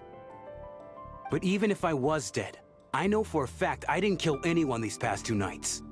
Yeah, even if all that's true, the report also said the souls inside the theater can't affect reality, right? They're harmless. Then what if the problem isn't the souls at all, but the ley lines themselves? The ley lines have a powerful ability to attract and devour souls. Let's say that the ley lines are like a black hole, constantly seeking to engulf souls. But the souls that don't want to return are trying to avoid being sucked in. Huh. Why does this analogy sound so familiar? What happens when the black hole can't achieve its goal? I'm only speculating here, but what if it ended up swallowing innocent souls by mistake, or intentionally taking other souls to compensate? That could explain why we weren't able to determine a cause of death. If you're right, and their souls were devoured by the ley lines. It does seem to explain a lot of the things we couldn't make sense of. Does that mean it's true? Except there's no concrete evidence. Mitya's relying on a lot of logical leaps. Still, it seems like the best explanation we have under the circumstances. All right, so how could Shram not know that he's dead? Seems a little unlikely that he hasn't noticed anything unusual even after several days interacting with us. On the contrary, it's perfectly normal for a soul to wander the theater for centuries without questioning their existence or reason for being there. It's simply what's natural for them. You know what, Mr. Brainiac? I think you might actually be right after all. I'm trying to remember and... even though my head feels like it's going to explode, I think... it's all coming back to me. I was the one who didn't want to remember my own death, so I forced myself to forget. Well, I'm sure those are painful memories. My lady and I snuck out to go on a date one day. We bought tickets for the theater. It wasn't really my thing, but I was just happy to be together. All of a sudden, a group of people burst into the theater, shouting for all the water imps to get out, performers and audience members included. It was clear the conflict between humans and Fae had reached a boiling point. This time, the extremists were even coming after the water imps who had nothing to do with the war. I thought I could pull one over on them, so I took off my jacket, draped it over my lady, and tried to sneak out amid the chaos. But I got caught. They started shouting, calling me a traitor to humanity. But I was going to do whatever it took to buy our chance to escape, no matter how many people stood in my way.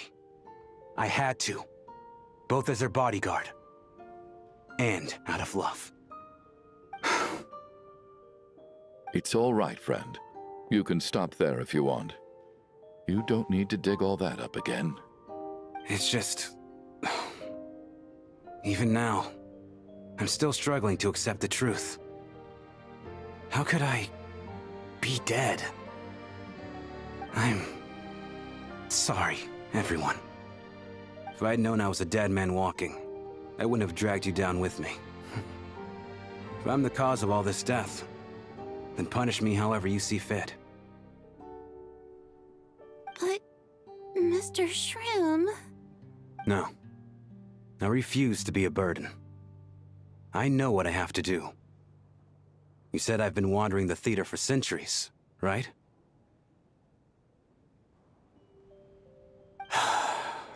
I guess it's high time I got a breath of fresh air.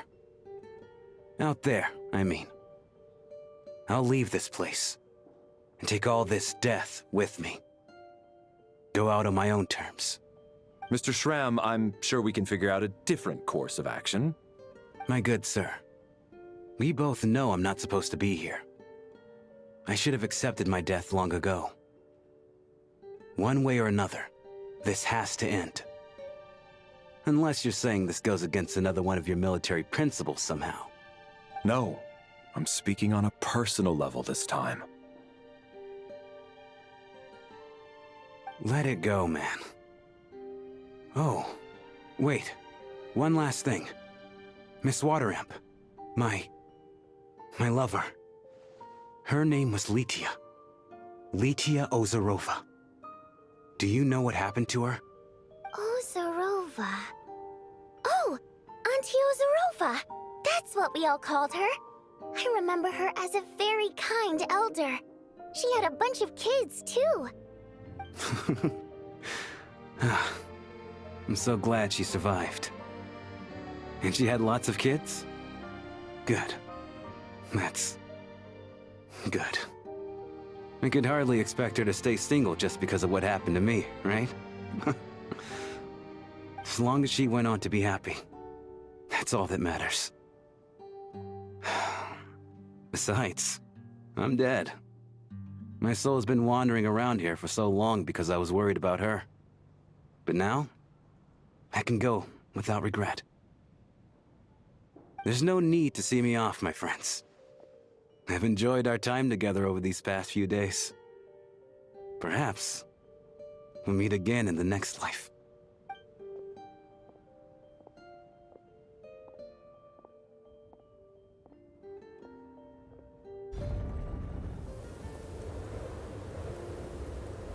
Take care, my man. I knew Mr. Shram was already dead, but I still feel so sad. Death is cruel, no matter how we might try to make sense of it. So, was the conflict between Fae and humans really that bad back then? I was only little, so I don't remember much. It's terrible to think that so many innocent people had their lives turned upside down. Even the historical records about that time period don't say much about it. All people know is that the Tsaritsa founded the Fatui, drove out most of the Fae aristocracy without explanation, then used her terrifying power to suppress the humans. It seems to me like the Tsaritsa chose to make herself the enemy. She downplayed the conflict, directing whatever animosity both sides had for each other at herself instead. That's also why, despite how brutal the conflict was at the time, there hasn't been much lingering tension between humans and Fae since. Things have been fairly harmonious for the past few centuries. So, the Tsaritsa banished the Fae to protect the Fae living in the city? She offered herself up to be hated in exchange for peace. Maybe it's not quite as bad as it sounds. I don't think Her Majesty is too concerned if mortals hate her or not. And besides, there are very few who truly do. All this time, I had no idea. All right. If Mitia's theory is correct, then I think we can consider this matter settled. Let's all take a break.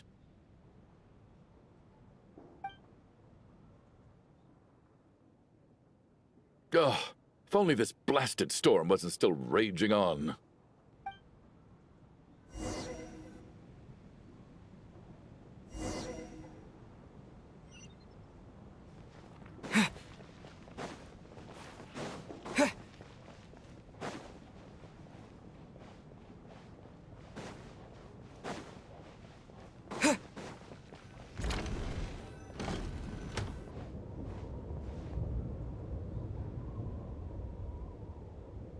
Looks like now we can just rest until the snowstorm stops. I still can't believe Shram turned out to be a ghost who'd been in the theater for hundreds of years. To think he was dead this whole time. What a strange turn of events. Knock knock. Huh? Knock knock. You know the door isn't closed, right? You don't have to knock. Think of it as a signal then. When I'm entering someone else's room and I knock, I'm here as Odette. If I don't knock, It's Lelik. Thanks. So, why did you come to find me? Is there something I can help with? Vodyanitsa said you knew about my secret identity from the start. But when everyone was discussing who Lelik could be, you were worried that revealing what you knew would be unfair to me, so you kept it to yourself, right? Yes. I'm extremely grateful for that. It's nothing. I mean, you didn't hold what happened with Signora against me, so I should thank you for that as well. Actually, there's something else as well. I found myself in a situation similar to the one you were in when you helped conceal my identity. So I thought I'd come and ask you for advice. It's about Mitya. Before all of this, the last time I saw him, he was dead. As I'm sure you know, my goal as Lelik was to stop Project Snezhnaya. Well, when I found out the tech lead for the experiment behind Project Snezhnaya was Mitya, I immediately started planning to track him down and threaten him to back out. I often saw him around the theater, but I soon concluded that making my move there would risk exposing my identity. So I decided to infiltrate the Armory Palace and go directly to his lab. That way, the threat would be much more effective.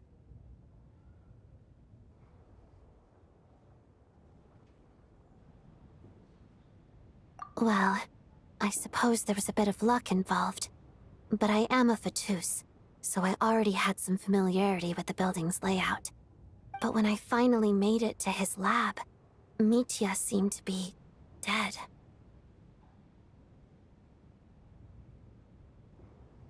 I checked his breathing and his pulse. He had no vital signs whatsoever. I'm certain of that. I thought maybe another anti-Project Snezhnaya activist had beaten me to it, and chosen a much more brutal method. So I made myself scarce. That's why you were so on guard around Mitya that first night here. Yes. When I saw him sitting in the audience during the performance, I could barely contain the shock. To me, it was a miracle. Somehow, he'd come back from the dead. But then, the murders started happening and things got so complicated that it wasn't really at the front of my mind. That is, until Mitya himself said there must be a dead person among us. Then, I couldn't ignore it any longer. And yet, you thought that bringing it up right away would single Mitya out. Just like when everyone was suspecting Lelik. Exactly. I thought there could be something I was missing. Besides, we soon figured out that Mr. Schramm was a ghost. And we knew there was only one extra person. So we thought he had to be the one. But now, it seems like there's another candidate. I understand why you kept it to yourself. There was so much information being thrown around during that discussion. Bringing up Mitya would have just introduced more confusion. So, what do you think we should do? Let me confirm one thing first. When was it that you found Mitya dead? Around a week ago. Sometime in the afternoon. A week ago? That's earlier than I thought. I saw him just a few days ago at a restaurant. That definitely would have been after you found him dead.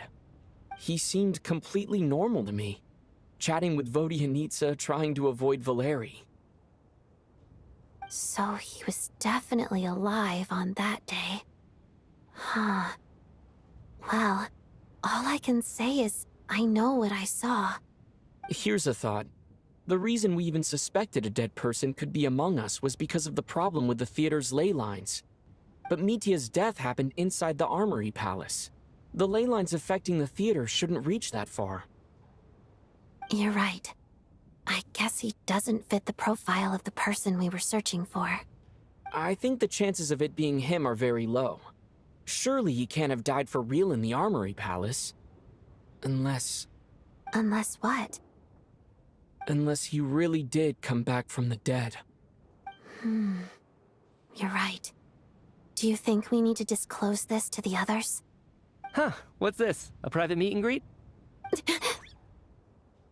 Where do I line up?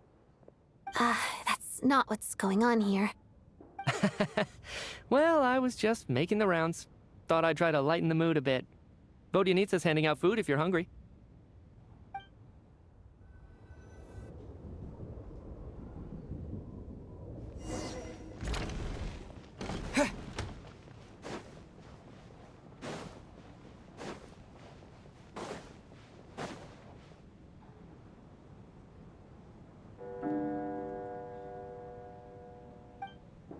What is going on with this storm? Could it be connected to that monster that just arrived in Snezhnaya? I almost hope it is. Her Majesty the Tsaritsa left to vanquish that beast herself. We just need to wait for her triumphant return. Do you think people still feel the cold after they die? I'm wondering about Shram. Oh, maybe we should have given him a coat before he went out there. Death itself is cold, isn't it? I'm sure the storm will embrace him. Well, I hope he has a safe journey. I'm going to miss him, I think. It's not like we can blame him for Rampana and Kulish's deaths. Thinking back on it, we barely made it out alive ourselves. Once we get out of here, how are we going to explain what happened to their families?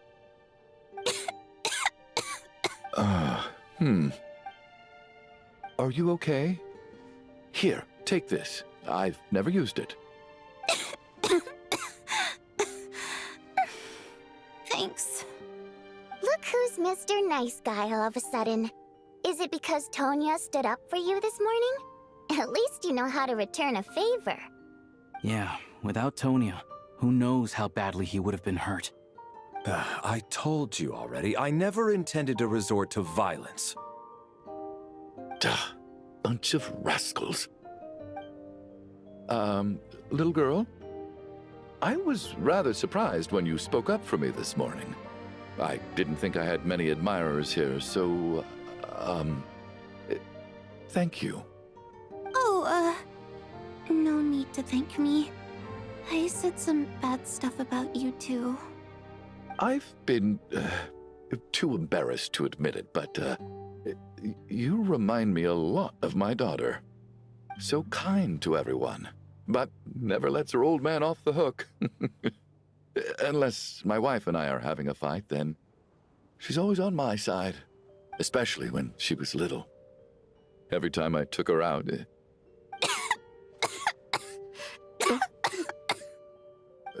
All right, easy now.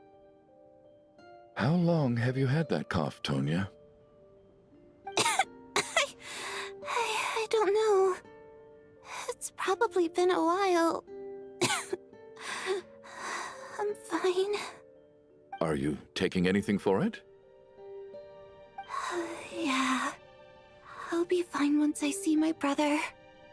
He's gonna pick some frost fairy flower leaves and brew a tonic for me. I'll feel much better once I drink that. I see. That's good to hear, then. We should probably discuss arrangements for tonight. Now that the deceased has left our midst, there shouldn't be any more incidents. However, out of an abundance of caution, I'll keep watch. Shouldn't we take shifts? I can take one if needed. No need. I managed to get a nap in earlier, so I have plenty of energy right now. After all the tension of the past few days, everyone else should just focus on getting a good night's sleep.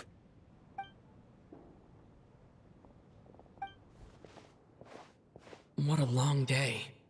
This whole situation turned out to be way more complicated than I expected. But Valeri's right. I should just try to calm down and get some rest. The last thing I want is to give myself nightmares.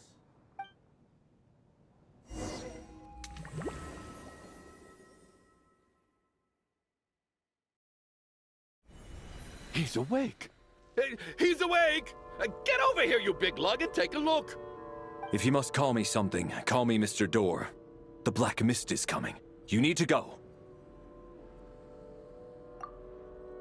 Are you all right? Can you walk? We just got attacked by monsters on our way up. That Mr. Door fellow protected us. He just seemed to come out of nowhere. Not much of a talker, but when it comes to taking down monsters, that man doesn't hold back. Curses! The black mist is catching up to us. We need to keep going. Mr. Door, I don't believe I've ever seen you around here before. Why is that? There's no need to try to get to know me. I'm just Mr. Door. Mr. Door! Monsters! Quick, get rid of them! I can just push these ones off. Oh. Well, anyway, we're lucky to have you here. Thanks for saving us earlier. No need to thank me. This is where my duty lies.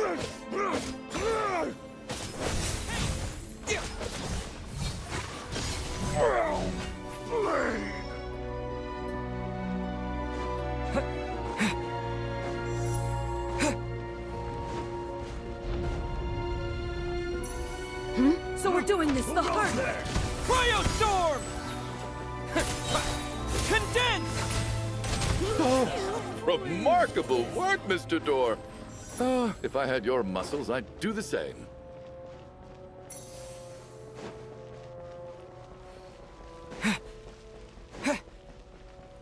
Are none of these doors the one you're looking for? No.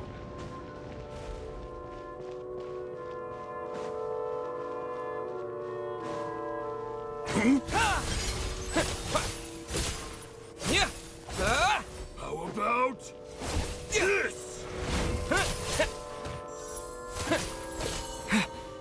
Come no closer.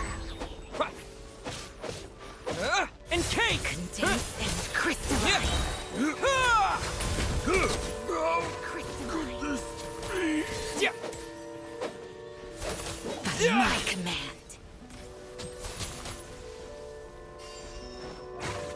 Cryostorm! Impossible.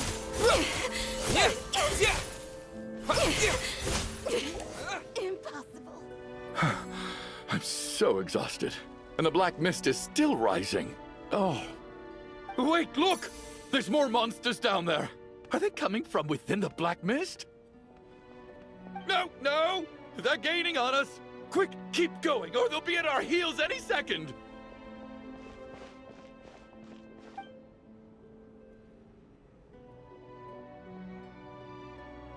Mr. Door, what are you doing? We need to get out of here. They're coming! Found it. This is my door. What? You mean you're going to stay here? I am a door. This is where my duty lies. No! You saved us. We can't leave you behind. You must keep going. A door can only keep things out for so long. You must make haste. But... Oh, you're right. Let's go. We can't let Mr. Door's sacrifice be in vain.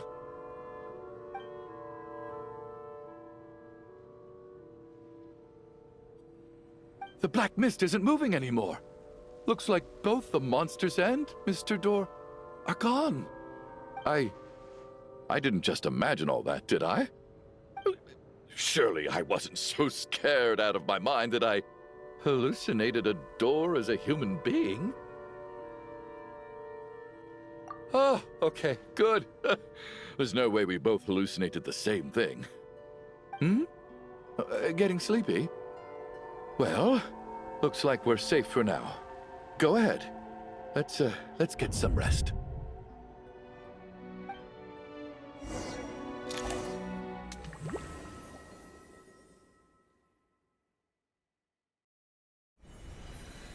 What time is it? Is it morning? I think I had a nightmare. I guess everyone's still asleep? These past 2 days have been exhausting. Valeri's keeping watch though, so he's probably the only one awake. Valeri?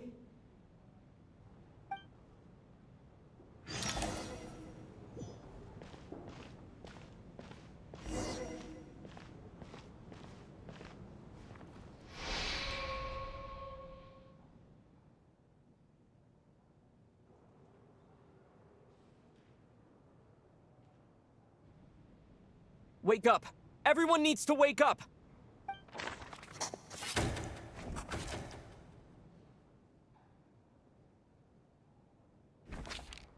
Just like the last 2 nights. No clear cause of death. I've been a real thorn in your side, haven't I, Mr. Valeri? Now you can rest in peace. But for me, life will be all the duller for not having to run away from you, my friend. How's Tonya? Is she okay? I just checked on her, and it doesn't seem like anything serious. She's just exhausted from the past couple of days, and she's still recovering from her illness. We should let her sleep a bit longer. That means Valeri was the only one who died last night. If Valeri was awake and keeping watch, it would have been impossible to kill him without waking everyone else up. That much is certain. This is so frustrating. Why has nothing changed since yesterday? I thought we already dealt with the dead person causing all this. Actually, one thing has changed. There's only 1 victim this time, not 2. Does that mean...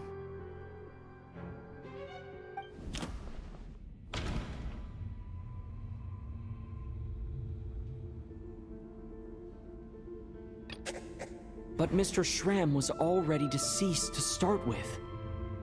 That doesn't seem very likely. After the deceased Schramm left, there was 1 less victim last night. That more or less tracks. It's a reasonable conclusion, considering the only variable that changed.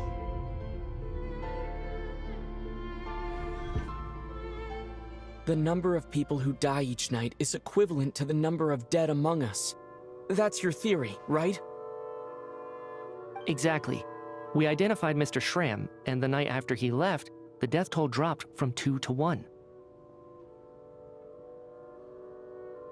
By that logic, there must be 1 more dead person left among us. Another one? But there was only 1 person unaccounted for in the ticket checks, right? The head count should match up now. Having an extra person was definitely a cause for alarm, but being 1 person short isn't nearly as unusual.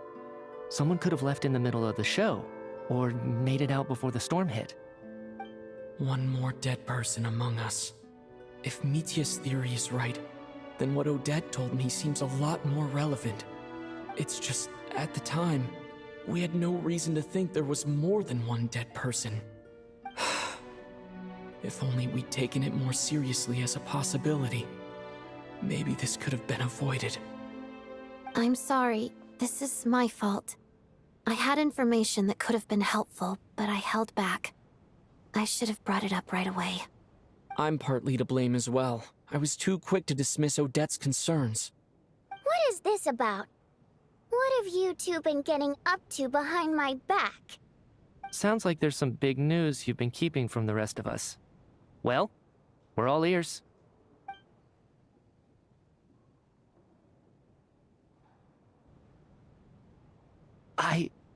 I'm the dead person? Wow, that's certainly news to me.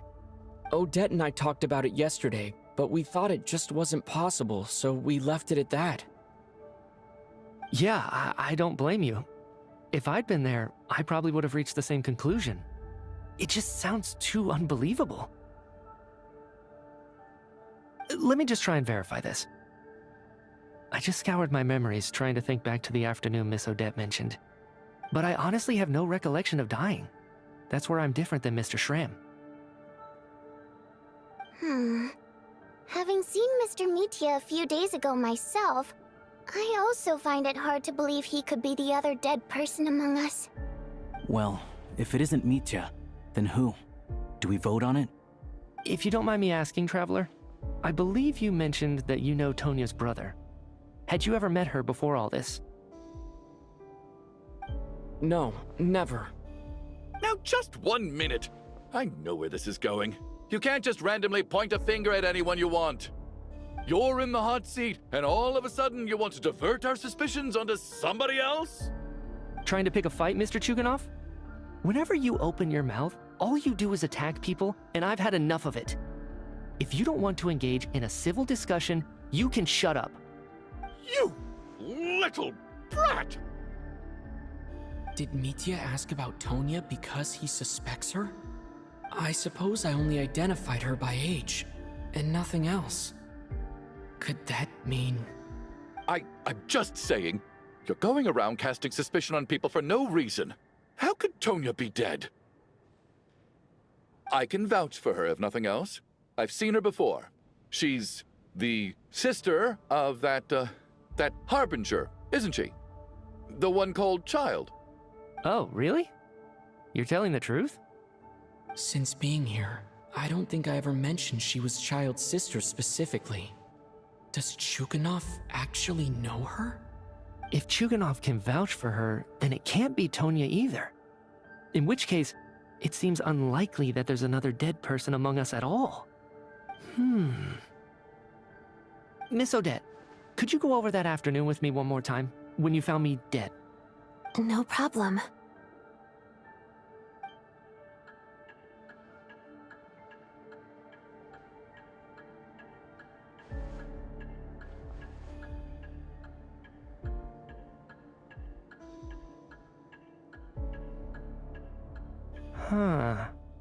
No matter how hard I try, I just can't remember anything about dying.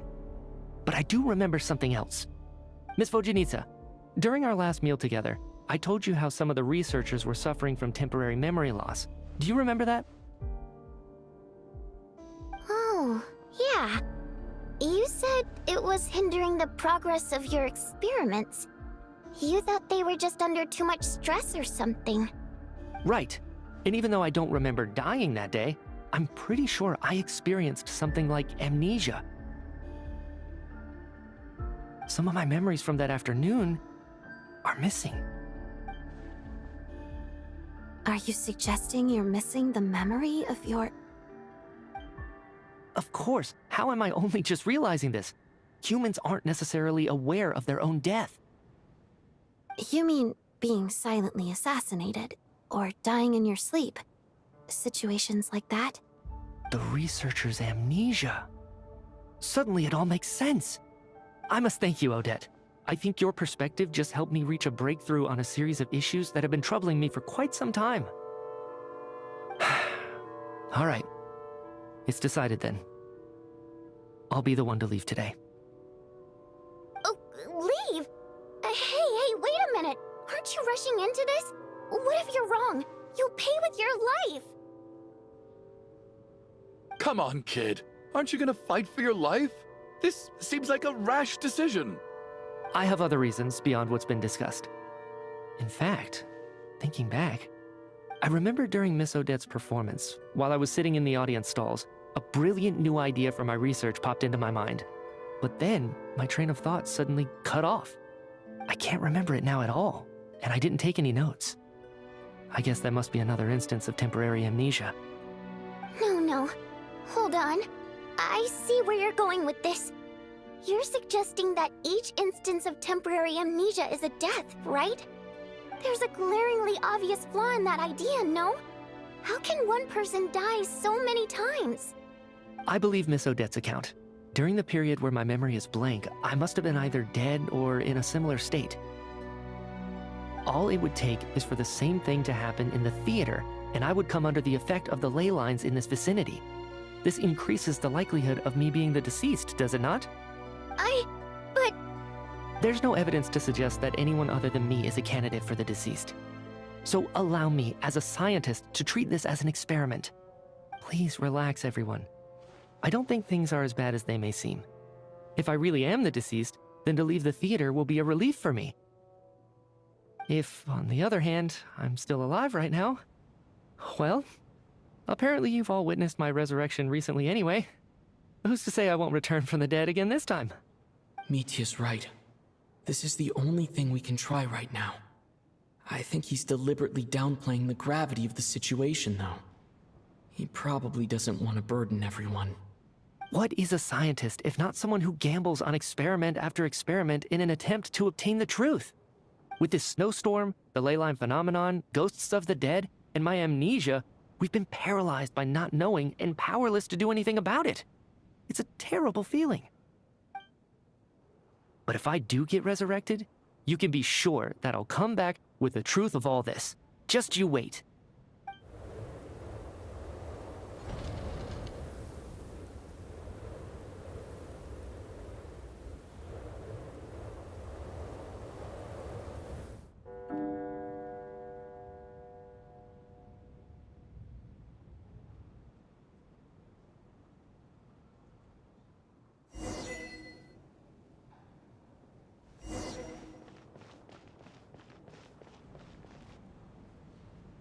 Poor Mr. Mitya.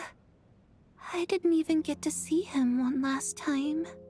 Maybe it's a good thing that you weren't there to see it. It was a hard thing to watch. I hate goodbyes.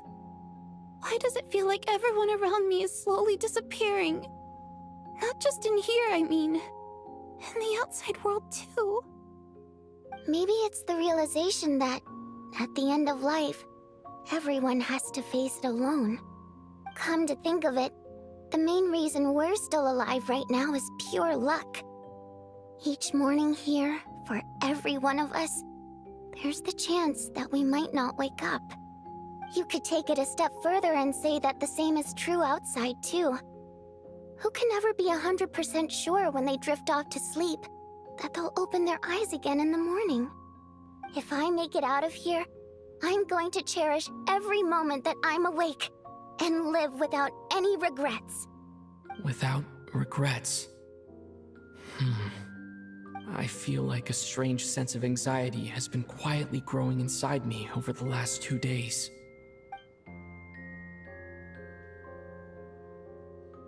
Are you okay? You look really glum. If something's bugging you, let's talk about it. There's only a few of us left here now. After everything we've been through, what's the point in keeping things bottled up? I have a travel companion named Paimon. Alosha and Odette have met her before. She's been feeling unwell recently. You're worried about her, aren't you? That makes sense. We've been trapped in here for days. To be honest, I used to feel like I was just a spectator in this world, watching everything that happens from the sidelines. Maybe it's because I'm a descender. A descender? But with Paimon by my side, over time, I slowly felt my connection to this world growing stronger. She loves eating, sleeping, and having fun, but she's also a great guide. It's her authenticity that makes this whole world feel more real for me. Over the last few days that we've been apart, I've often caught myself wondering, what would Paimon say if she were here right now?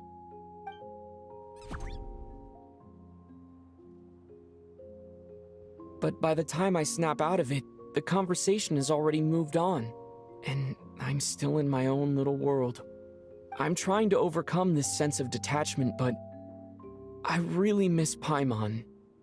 I guess, in a way, she means the whole world to me. I bet she misses you when you're not there as well. Maybe you're her entire world too. I don't know if this will make you feel any better, but back when the water imps left Snezhnaya in droves, I also felt like the whole world was suddenly empty. I could be surrounded by people all smiling and having fun, and still feel completely separate from it. So, I totally understand how you feel.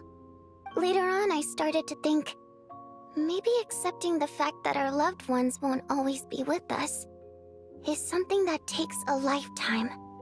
All we can do is cherish their companionship from moment to moment. So, once we get out of here, you better hurry back to our side as fast as you can. You can't let your story end in regret. That's the truth. Thank you. That's exactly what I needed to hear. But Vodyanitsa, if you hate goodbyes too, why didn't you leave with your people? That's just the choice I made. I used to regret it, but I don't anymore. Like I said before, singing is a water imp's primary mode of expression. It's how we convey our emotions. Our songs have echoed through this theater for hundreds of years. Each one a story pieced together through moments of joy and sorrow. But does a story exist without someone to read it? To me, the answer is no. So I made the choice to stay. That way, there would still be someone left to sing these songs and listen to their stories.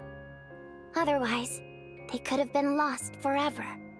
Could you teach me how to understand your people's songs sometime? I want to be able to truly hear them, like Mr. Shram. A fan after my own heart. Thank you, Tonya. How about I sing something for you, and you tell me what you hear? Okay, I'll do my best.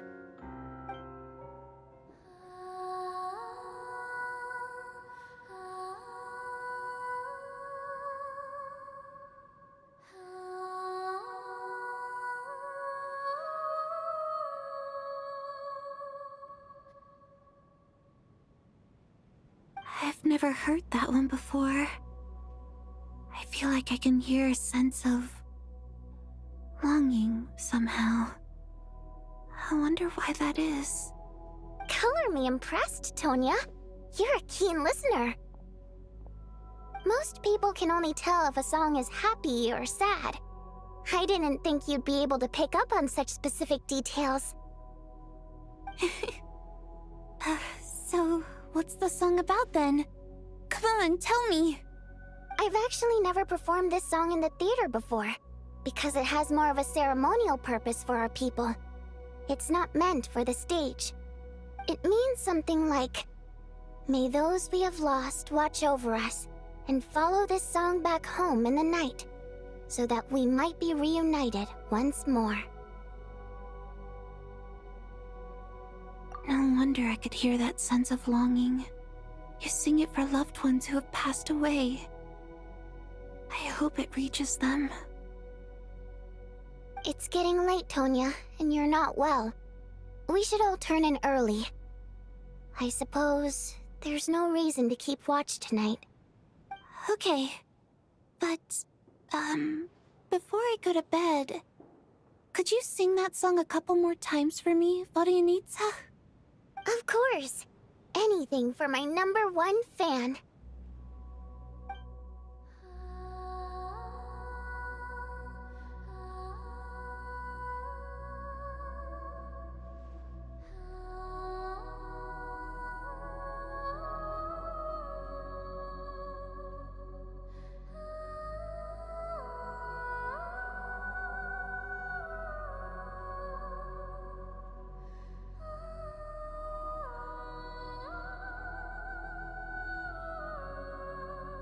Once I get out of here, I definitely don't plan on ever coming back. But I guess that means I'll never get to hear Vodianitsa sing again. That's a sad thought. Before I fall asleep, I should cherish this moment of companionship while it lasts.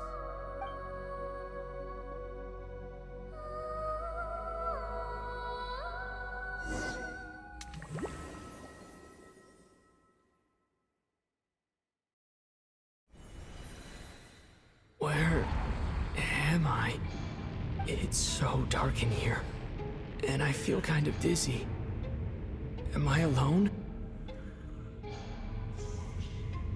Huh? What was that noise?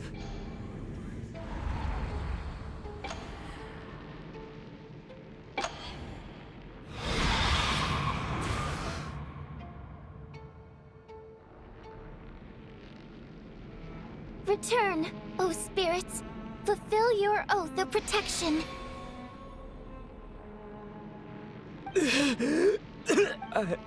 I'm alive?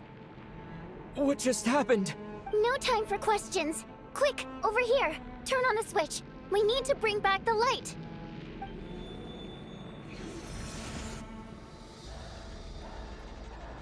All right, we're safe. The spirit just now is called Night Prayer.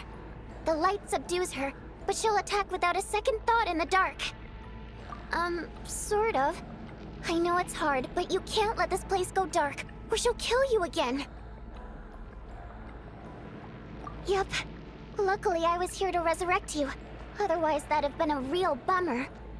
A bit more than a bummer, I'd say. Wait, so you have the ability to resurrect people? Sure I do. I'm your guardian spirit after all. I specialize in soul recall. Oh, it's nice to meet you, by the way. Thanks. It's nice to meet you too. Alright, there's no time to waste. The black mist is already catching up. We need to avoid it and night prayer at all costs. Come on, let's go.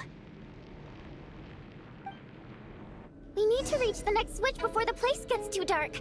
If we bring the light back, night prayer won't be able to get to us.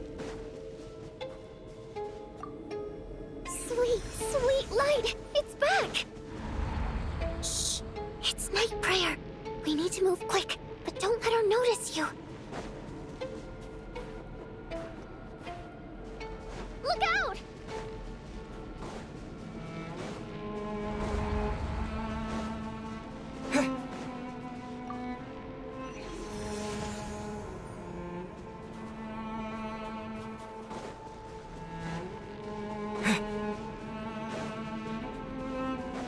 The next switch is over there.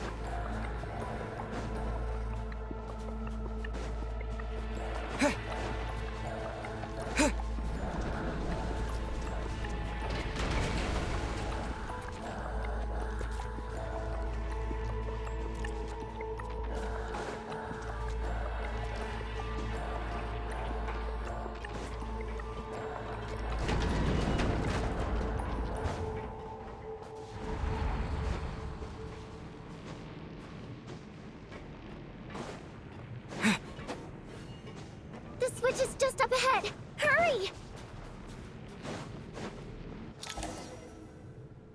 It's too dark. We're not gonna make it. Come on, faster!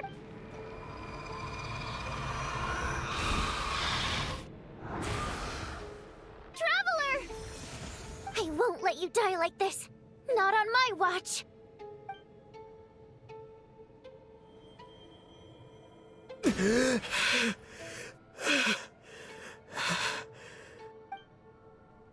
Even though it's not permanent, dying is definitely not a pleasant experience. Great. You're back. Yeah, thanks to you. Time for you to get out of here. Quick, before the light runs out. What about you? You're not coming with me? I can't. I've already been used up. The Guardian Spirit skills are finite. I can only resurrect someone so many times. I might not look any different, but my essence has been exhausted. Now, I will slowly start to fade away. I can go no further. The black mist is where I belong. It's okay. Why didn't you tell me sooner? Because it wouldn't have changed anything. That knowledge would have just burdened you. And a guardian spirit's role is to protect. But... Go. Now, before it's too late. I already hear night prayer approaching.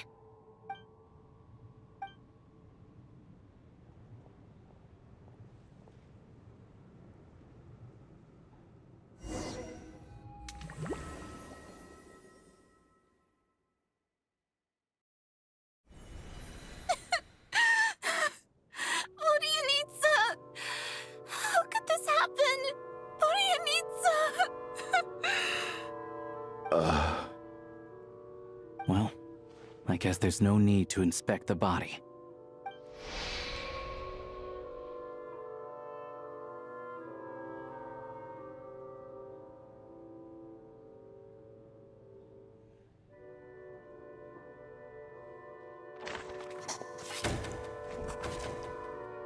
This wasn't supposed to happen. You lied to us, didn't you, Chuganov? You've been lying from the start. Take a long, hard look at yourself before you go around accusing other people. I suspected you on day one, Lelik, and now look where we are. By some strange coincidence, you've never been targeted. You just happen to have survived this long? No, you should be the prime suspect. And you, little hunter, ever so content with staying on the sidelines. Yet you were the one who stopped us from leaving from the start. Why are you trying to keep us here? Now you're just lashing out indiscriminately. That's either a sign of anxiety or a guilty conscience. Where was all this passion and bravado before? Decided to fight until the bitter end. Is that it? Is that a threat? Fine, bring it on. You think I'm afraid to die after all this? You want to kill me? Go ahead. I'd like to see you try. After all the trauma of the past few days, everyone's been pushed to the breaking point. Valeria and Mitya aren't here anymore. Someone else needs to step up and take charge. But first, I need to think this through. Considering everyone left, who's the most likely candidate for the deceased?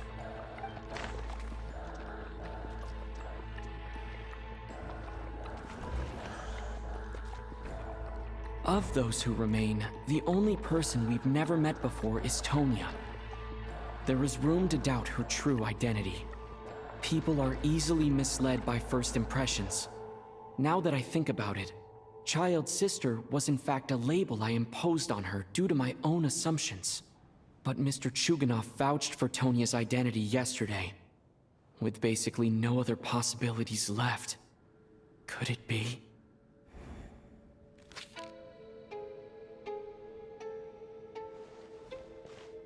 Tonya, how's Tusser been lately? Tusser? Your brother Ajax must have mentioned me in his letters home, right?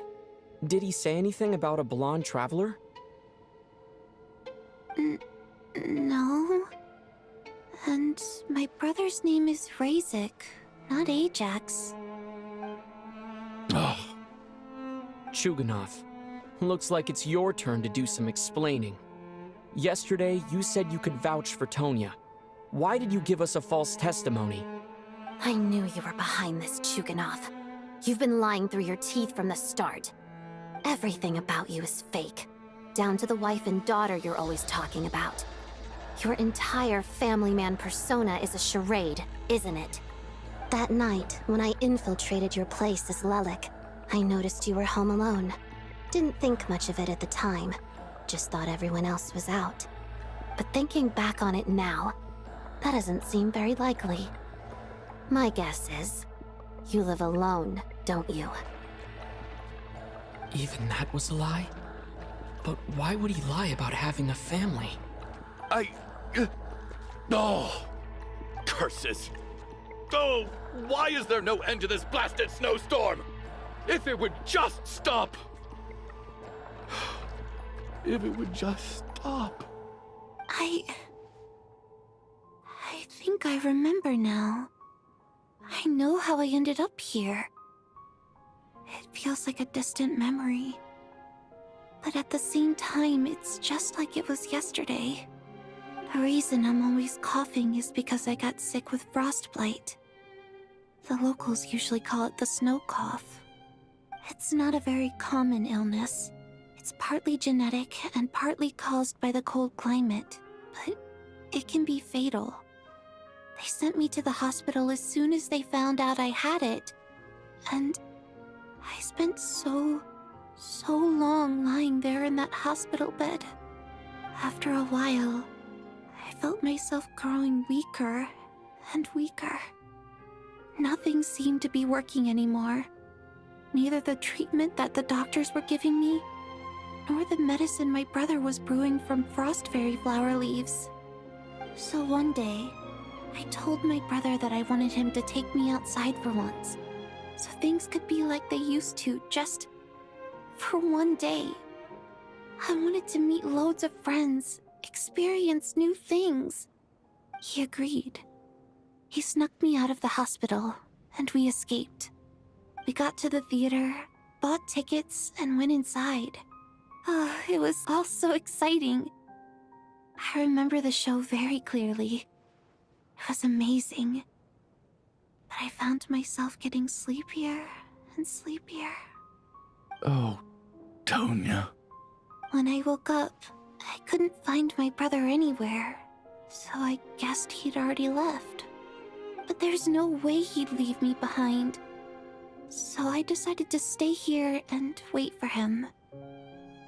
At the time, I figured he'd probably gone to brew some more medicine for me.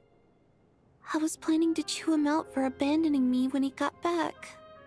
Tonya, it sounds like by then you'd already... Yeah, I know. I understand now. Dead, aren't I? This cough and the feeling weak, it's probably just my body's memory.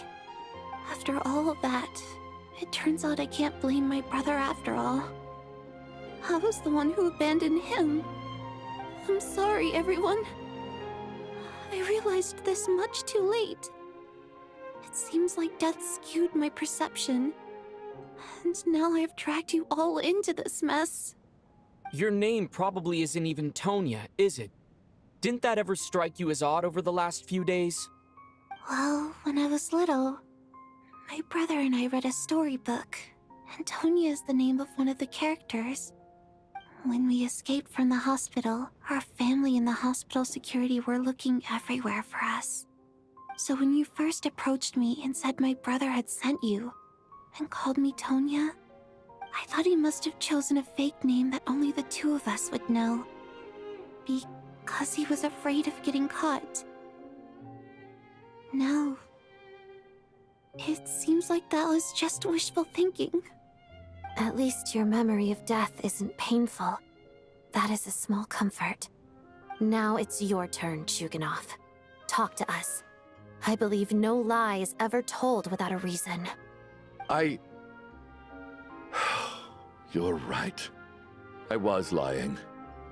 I happened to know that the Harbinger child and his sister Tonya managed to get tickets, so I lied to you and pretended I knew them.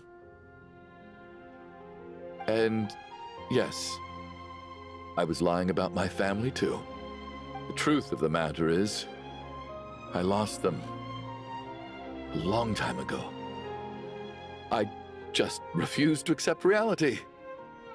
And now I've spent the second half of my life living a lie. I'm a joke. My daughter's name was Iskra. And before you ask, yes, Iskra, as in Iskra Manufacturing Plant. She also died from the snow cough. She was just 6 years old. If she were still alive today, she'd be around the same age as little Tonya here. After Iskra passed, my wife couldn't bear to face those memories either. So she chose to start a new life without me. One day when I came home from work and saw the empty room, I felt like I couldn't breathe. Subconsciously, I started to imagine that they were still there. I soon discovered that this was the only thing that made me feel any better, so I just embraced the delusion. Nothing more than a pathetic means of escapism, I know. But at least it's not a crime. So explain your false testimony, then.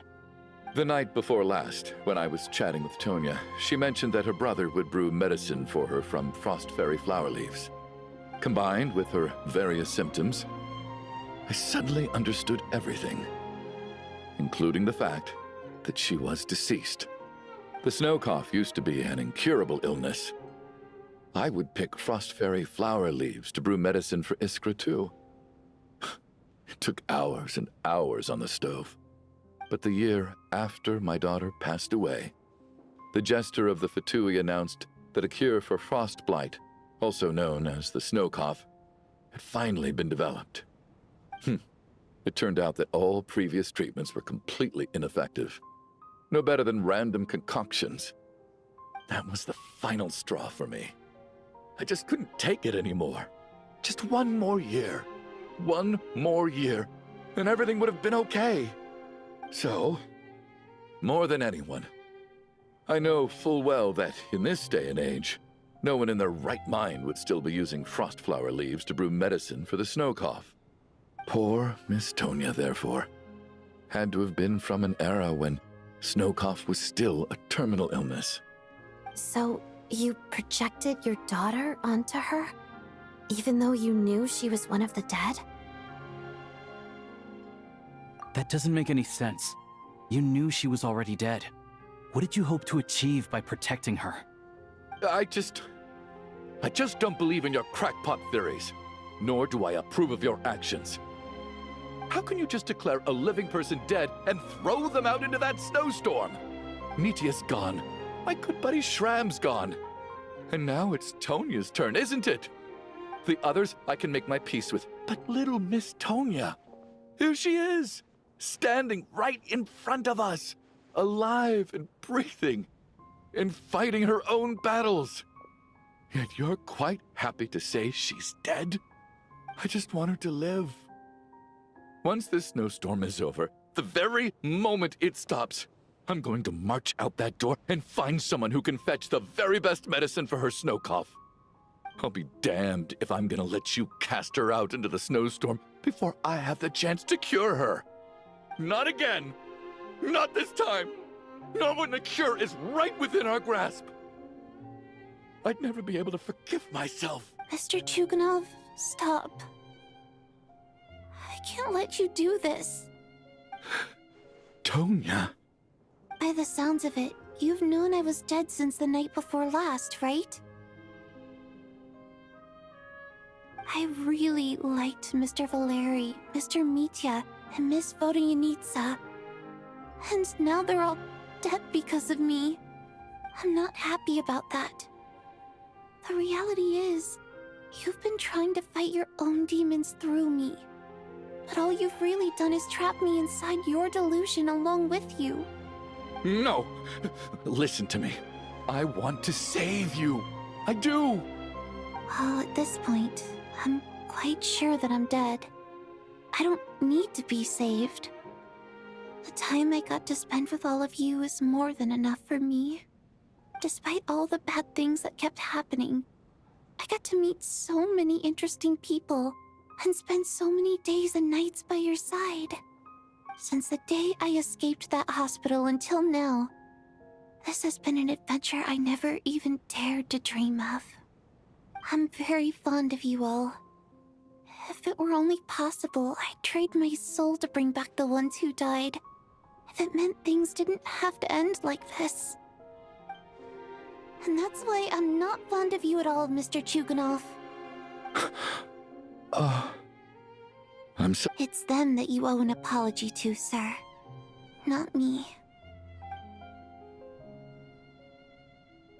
Well then, I suppose this is it. It's time for my adventure to end. I've caused enough trouble. You're leaving already? It's still early. Don't you want to stay a little longer? No thank you. Oh, and by the way, my name is Patashka. It was nice meeting you all. Feels strange that we're only being properly introduced now that it's time to say goodbye. Tashka.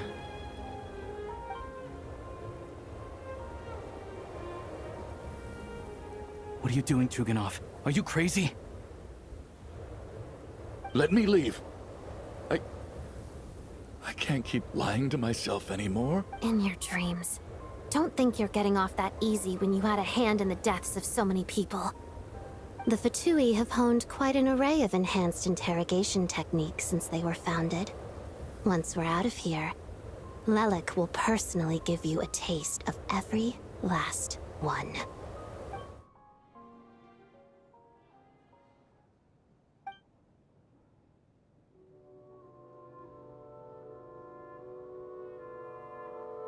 I think we should leave.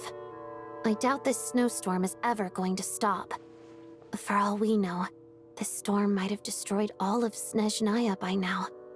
Maybe even the whole world. Wait, we finally solved the mystery of the haunted theater today. Maybe let's at least try to enjoy tonight? Fair enough. I don't particularly feel like dying in Chuganov's company anyway. And yet you won't let me die first. Hey, Chuganov, on a serious note, if we do make it out of here, you should close down that factory of yours. A lot of people are freezing thanks to you. Is this really the time to be discussing my factory? All right, fine. I'll shut it down. Doesn't matter to me anymore. Am I hearing things? Or was that a knock at the door? There it is again. But I don't understand. The snowstorm hasn't stopped, has it? Should we open the door? Is this it? Is this nightmare finally over? If the last few days are anything to go by, I probably shouldn't be getting my hopes up. Whatever lies beyond that door at this moment, it could be something even more terrifying than everything we've been through so far.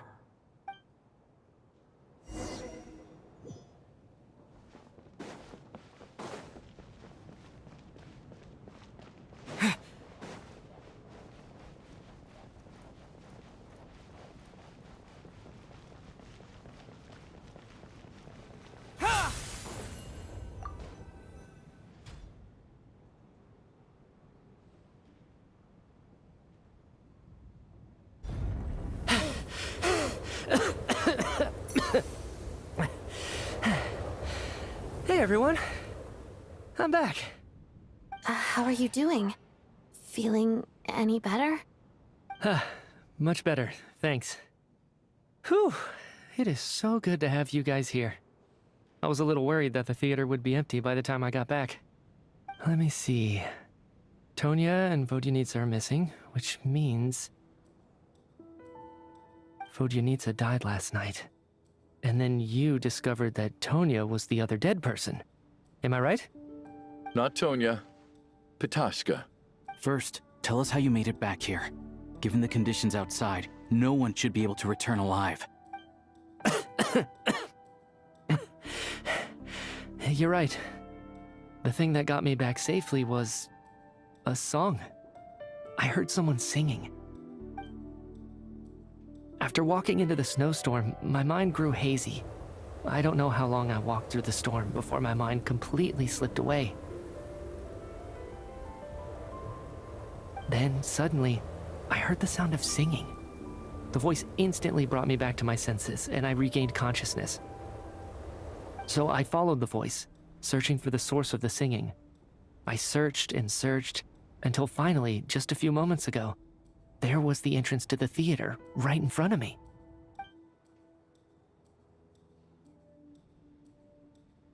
I've actually never performed this song in the theater before, because it has more of a ceremonial purpose for our people.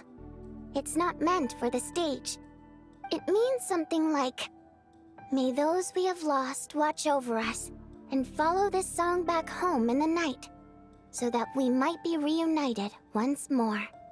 That must have been Vodyanitsa's Requiem. Who knew it actually worked? That song is meant to guide the souls of the dead. Mitya, that must mean that you... Huh. No kidding. Huh, seemed like I guessed right then. This is what I've been so desperate to tell you about. When I first stepped out of the theater, I was still quite lucid. My memory of it is still pretty intact. I remember the outside world being completely different than what I'd expected. It was like this was a world where only the snowstorm existed. There wasn't a trace of any humans or buildings ever having been there. I don't know how else to describe it, except to say that it just didn't seem like the real world. And as for the Requiem, if I was guided here by Vodyanitsa's song, it can only mean that I must already be dead. And this is my soul, not my body. But I didn't experience a clear moment of death while I was out there. Nor do I feel any different now than before I walked into the snowstorm. You don't seem any different to me either.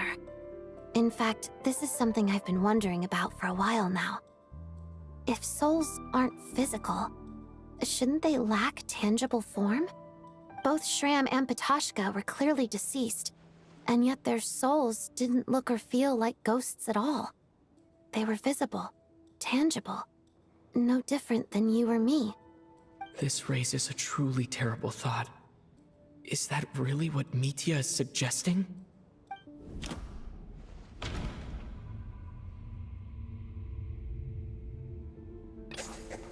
Mitya's soul was summoned back by the Requiem, confirming that he is indeed already dead. And yet, he looks no different from us. Of course, if even the long-deceased like Mr. Shram can blend in with us, then maybe we've all been dead from the very start. And all of us are now souls wandering the theater.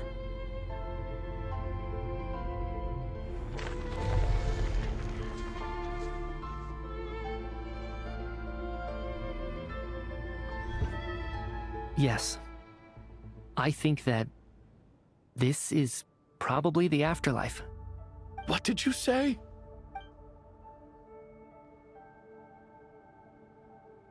You heard me. We died in the theater. All of us did.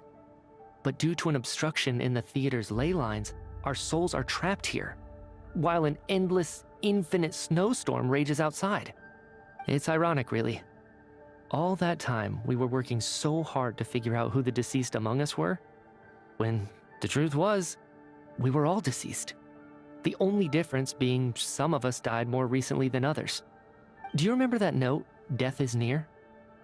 Seems like we misunderstood what it meant after all. Death was nearer than we wanted to think all along.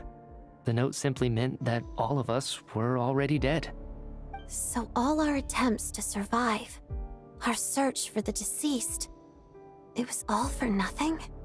Hard to say. At the very least, we helped 2 lost souls find clarity and go to where they belong. The presence of those 2 is probably what caused our souls to be drawn in by the ley lines.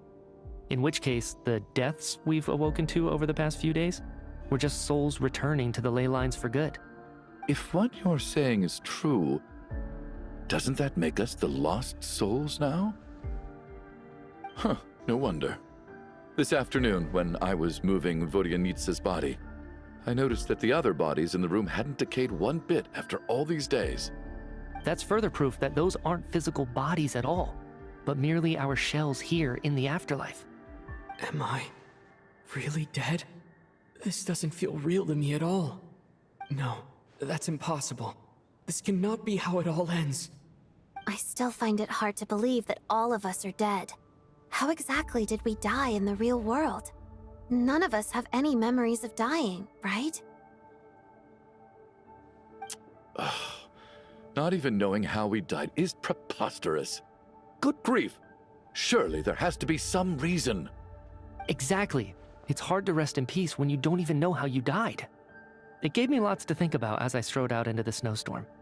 I racked my brains trying to remember the cause of my death, the exact moment I died, the root of all of this, right up until my consciousness faded. Wait. Hold on. Right before I lost consciousness, I think I saw something. I can't remember. And I think I lost my notebook and pen. Mitya, your hand. Is that blood on your fingers? Huh? You're right. There's blood on the fingertips of my right hand. Looks like it's already dried. When did that happen? What the? I guess this was what I saw. I must have desperately drawn it in my own blood right before losing consciousness. What's wrong?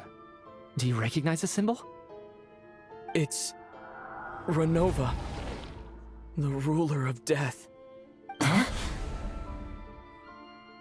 Alosha, do you still remember that Snezhnayan folktale you told me about?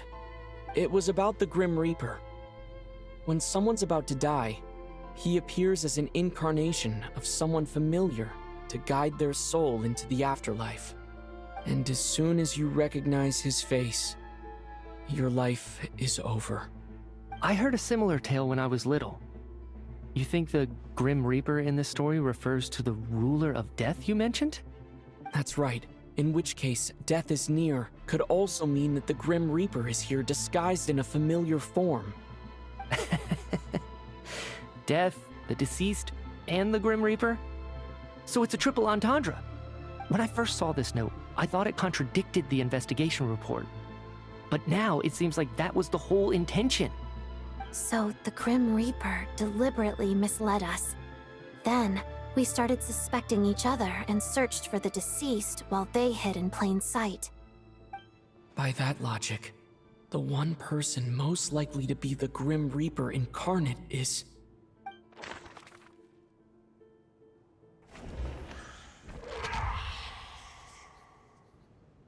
No doubt about it. It's Alosha. Looking back at how everyone has acted over the past few days, Alosha is most likely the Grim Reaper lurking among us.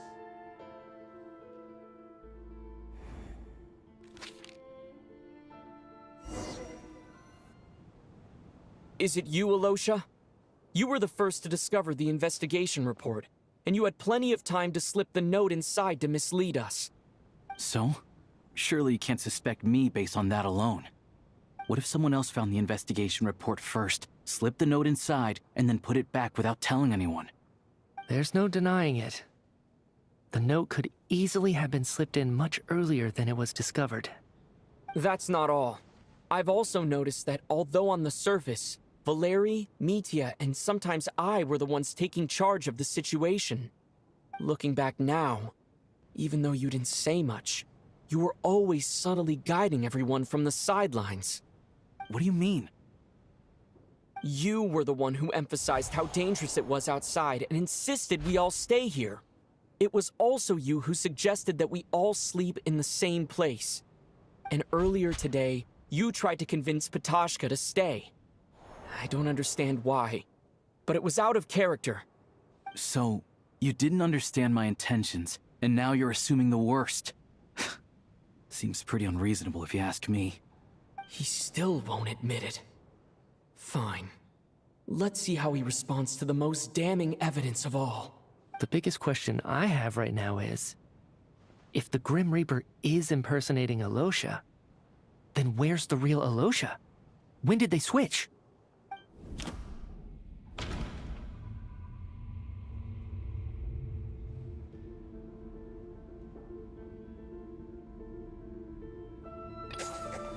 That's right. This was the moment.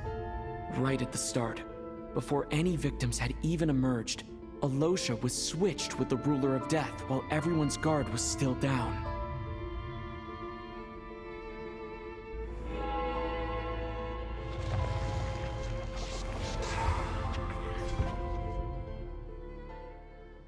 When all this began, right after the performance ended and the snowstorm began to pick up, no one suspected anything unusual. We just assumed we were snowed in. It wasn't until we discovered the bodies the morning after that we realized something out of the ordinary was going on. But it's clear now that the oddities actually started earlier than that, when Dimov walked into the snowstorm and never came back. Right. So Mr. Dimov was the first victim, not Sobolova and Torgov. And if we pinpoint that moment as the beginning of this incident, then one thing becomes clear. Alosha, you are the only person who walked into the snowstorm and came back without the help of Vodyanitsa's Requiem. More precisely, Alosha never came back at all. The one who came back was the Grim Reaper. Not bad. Well, since you've backed me into a corner, I suppose there's no point in keeping up the act anymore. Alosha? You're the Grim Reaper? I am no such tired cliché. Mortals should address me as the ruler of death. Before being wiped out for good, you identified the two deceased, and even sensed my presence. A commendable achievement. far beyond what I expected. I heard you can ferry souls. Those deaths each night. Were they your doing?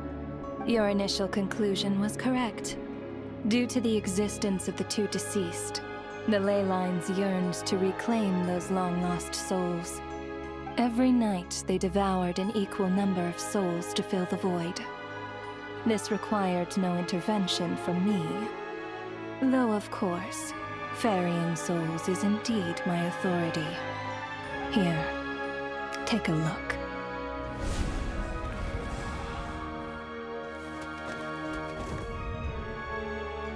What are you doing? That takes care of today's two. Don't get so worked up. You are already dead, and your souls must return to the ley lines. I know we're already dead. You murdered us, didn't you? Murdered? No. Murder is when mortals usurp my authority. Death is my jurisdiction. If I require someone to die, I need not resort to such laborious methods as murder. You simply met the criteria to trigger my curse of death. I know about the curse of immortality. So there's another death-related curse too? You cursed us? When? And why would you do such a thing? So often, humans pray to me, begging to know when their death will come, and what form it will take. But few people ask why. If you must have an answer, know that death comes simply because one's time has come. So you're not gonna tell us the truth? Hold your tongue. By all rights, you shouldn't even be allowed to speak with me. Those angels from the past are to blame for the reckless renovation of the ley lines here. It's made my work on this occasion infuriatingly complicated. Work? So trapping us here, making us watch our friends die, that's just another day at work for you? You clearly have a lot of questions. Fine. As a reward for your remarkable accomplishments over the past few days, I shall answer a few of your inquiries, provided they aren't too unreasonable. After the physical body dies, the soul must return to the ley lines for that person's death to be considered complete. My work encompasses the entire process of death, including, naturally, the guiding of souls into the ley lines, with which you are now so familiar. You must also be rather familiar with Natlan's Night Kingdom, I presume? It was I who supported the creation of the Night Kingdom. It provided a convenient means of guiding the souls of Natlan. Here, too, the ley lines connected to the theater underwent some modifications. The angels hoped to make them capable of accommodating the souls of some special creations. But this actually hindered their ability to accept ordinary souls to some degree. This effect manifested itself after you died from the curse in the theater, leaving you stranded in the afterlife, unable to achieve a complete death. But if souls who die from the curse of death fail to return to the ley lines within a short window of time, they will miss their chance for good. Then, they will remain forever suspended between life and death, no longer subject to the authorities of either. So if you don't resolve this matter soon, and see all our souls return to the ley lines before long, we'll escape your control. Mitya's sharp. This must be what Renova was worried might happen, and the reason she got involved to begin with. But if you have the authority to guide souls, why didn't you just show yourself and get it over with? Why hide among us in the form of a— You seek to understand the mind of a god? Very well. I'll tell you. This is a theater, and I decided I wanted to watch a show about death. That's why I encouraged you to take the events to the stage. I found myself getting quite immersed. I suppose the entertainment you provided makes up for all the trouble you've caused me by being so defiant in the face of death. There. Are you happy with my answer? Can't say I am. Really? But it fits the stereotypes you humans have about gods. Just moments ago, You were complaining about how infuriatingly complicated your work here has been. Work is work, I get it. There are times when it's a huge pain, but you just have to get it done, right? That's a rather unique perspective for a human. You are in fact correct. There is a pain point in this case. Due to the obstruction in the theater's ley lines, there is a hard limit on the number of souls they can receive each day, making it impossible for me to ferry all your souls at once. Revealing my identity too soon would inevitably have led to futile resistance, and there was a risk that any souls who chose to run would disappear. Then there was the issue of the 2 lost souls you called the deceased. The way you resolved that quandary was all part of my design. That's what I don't understand. If all of us were souls of the dead, what made their presence among us special? For centuries, they have refused to return to the ley lines, exploiting the issues created by the angel civilization to resist being drawn in. Centuries of obsession accumulated during this process. You may think of this obsession as the resentment of the dead, and in this quantity, it was a bomb that could have detonated at any moment. It reached the point where I could not afford to leave it unchecked.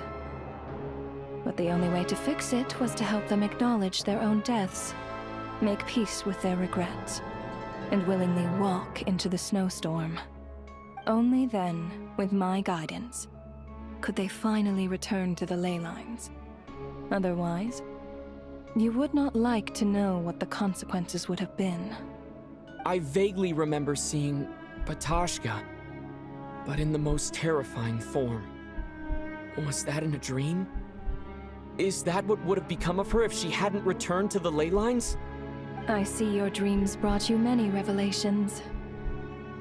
So you see, death in fact grants wisdom to mortals. Souls connect to all things in the world and see the chain of cause and effect between them. It's nothing unusual. Anyway, giving psychological counseling to lost souls is not my strong suit.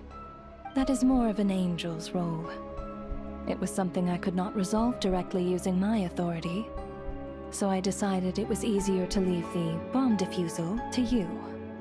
Meanwhile, of course, their presence caused the souls of other members of your party to return to the ley lines each night. From where I stand, that was killing 2 birds with 1 stone. As both issues slowly resolved one another without me having to lift a finger, all I had to do was stay close by and keep the situation under control. Then use my authority to wrap things up at the end. And, of course, while I was at it, I thoroughly enjoyed watching this drama, dealing with death from a mortal perspective, play out on the stage. Sounds like you had it all figured out, Grim Reaper. I just did the math. You said there's a hard limit to the number of souls the ley lines here can receive each day. It's 2, isn't it? That much is obvious, even to a fool. It's time to review this whole affair. If the ley lines can only take in 2 people per day, I need to go over the deaths from these past few days again.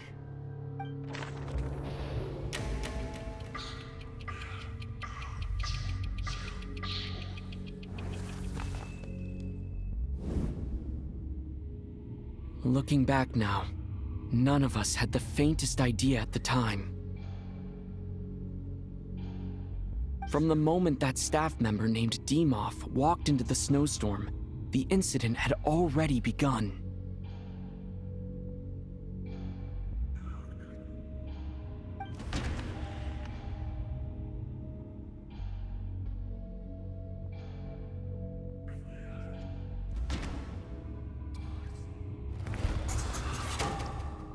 Alosha was the second to walk into the snowstorm after Dimov to investigate. During this process, the ruler of death assumed his identity, making him one of the victims.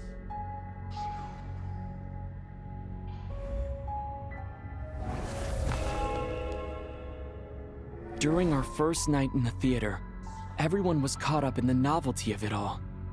No one could have expected there would be victims the very next morning. Despite all the confusion, and with the help of hindsight, we finally began to realize that something was amiss with the snowstorm.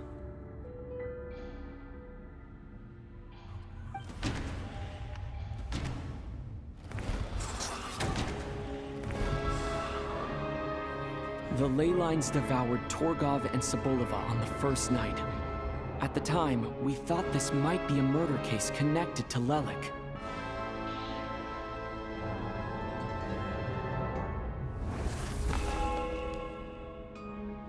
Odette and I spoke a lot that night.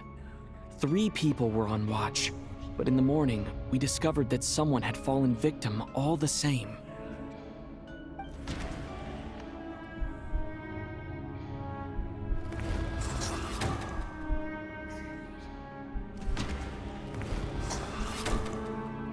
The deaths of Kulish and Rampana caused everyone to stop suspecting Lelik.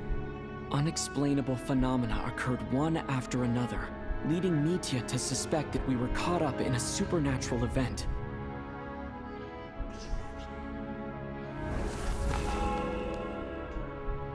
Later, we discovered that there seemed to be an extra person among us, and subsequently discovered the existence of the deceased.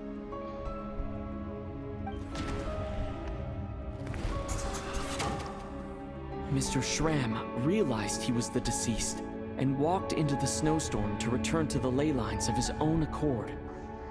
It turns out there really was a dead person among us.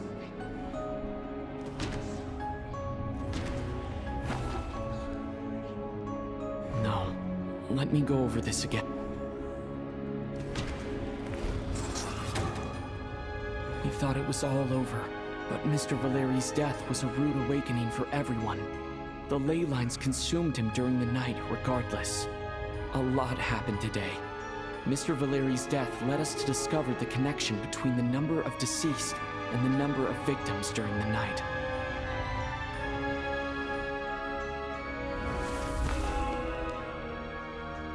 The fact that there was more than one deceased seemed to bring us back to square one. Odette revealed some information she had been keeping to herself.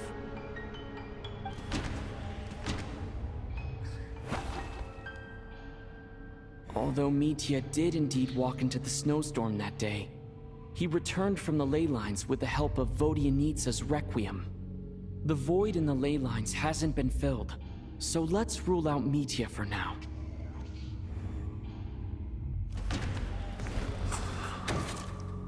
Vodyanitsa was swallowed by the ley lines in her sleep, but the Requiem she sang before falling asleep was quite a game changer.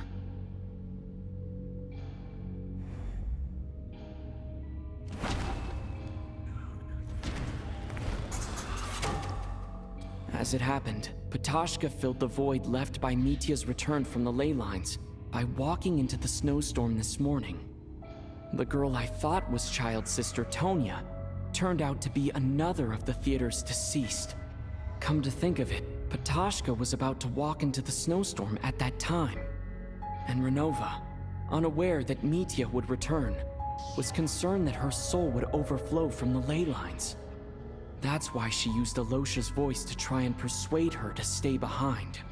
Looking back, I suppose that was an early slip-up on her part.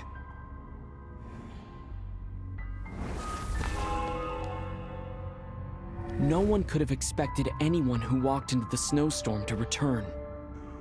But just after nightfall, Mitya returned, bringing crucial information with him. Various truths began to surface, including that all of us were already dead, and that the ruler of death was here among us. Then, after revealing her true form, Renova callously claimed 2 souls.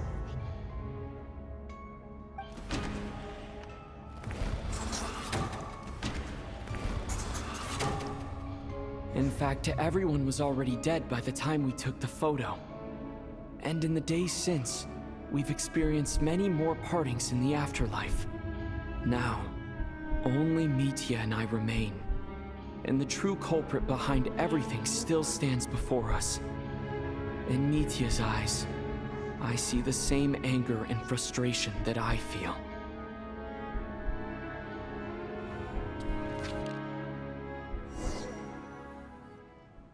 That covers everything. It's all clear now. Your work isn't finished here yet, is it? The Traveler and I are still standing here, safe and sound. The Water Imp's song threw things off a little, but it is of no consequence. The ley lines have already anchored your soul, and the first ray of light tomorrow morning will take you back. I, meanwhile, need to review my attitude towards the Water Imp race. So the reunion in the night that Vodyanitsa mentioned, I suppose that was never meant to be a permanent reunion. That just leaves you, Traveler. My power only allows me to temporarily separate your soul from your body. The ley lines of Tevat would not accept you, and your soul is firmly anchored to your body by your will. For a descender like you, who is not bound by Tevat's rules, your death can only be brought through the most violent of means, such as directly destroying either your body or soul.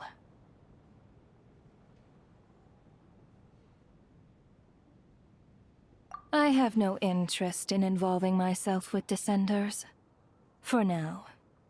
Although, this may change if Asmodee remains missing, or you insist on interfering with our affairs.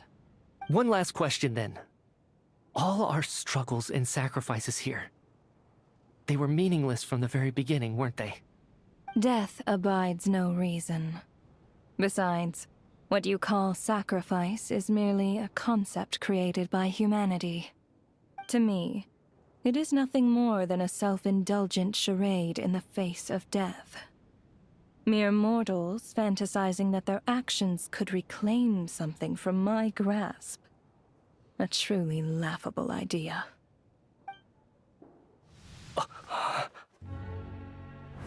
Grim Reaper, you really know how to get on my nerves. I'm not here to ingratiate myself with you. I kill merely because your deaths are necessary. Oh, you've made that quite clear. But humans don't take well to being scorned. Not even by the gods.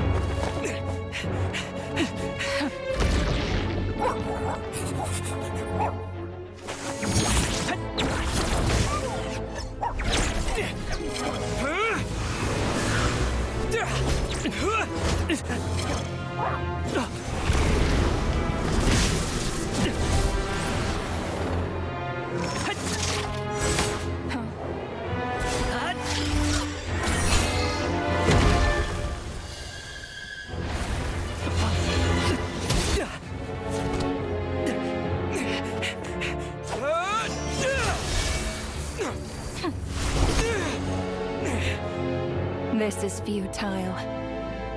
You must know that you are powerless against me in my own domain. I suggest that you save your strength. For what? Maybe we can't change it.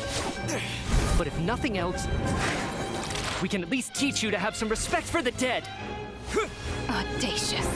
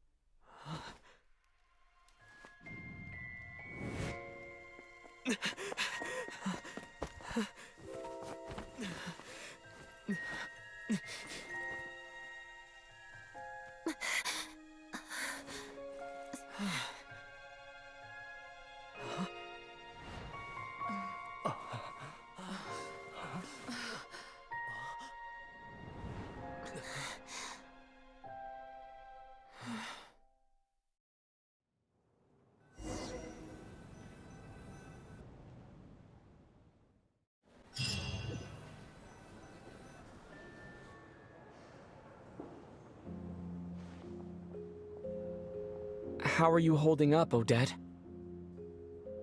What happened to me? How much do you remember? Mm-hmm. What do you mean? Is the performance over? I can't seem to recall what happened. Has Odette already forgotten?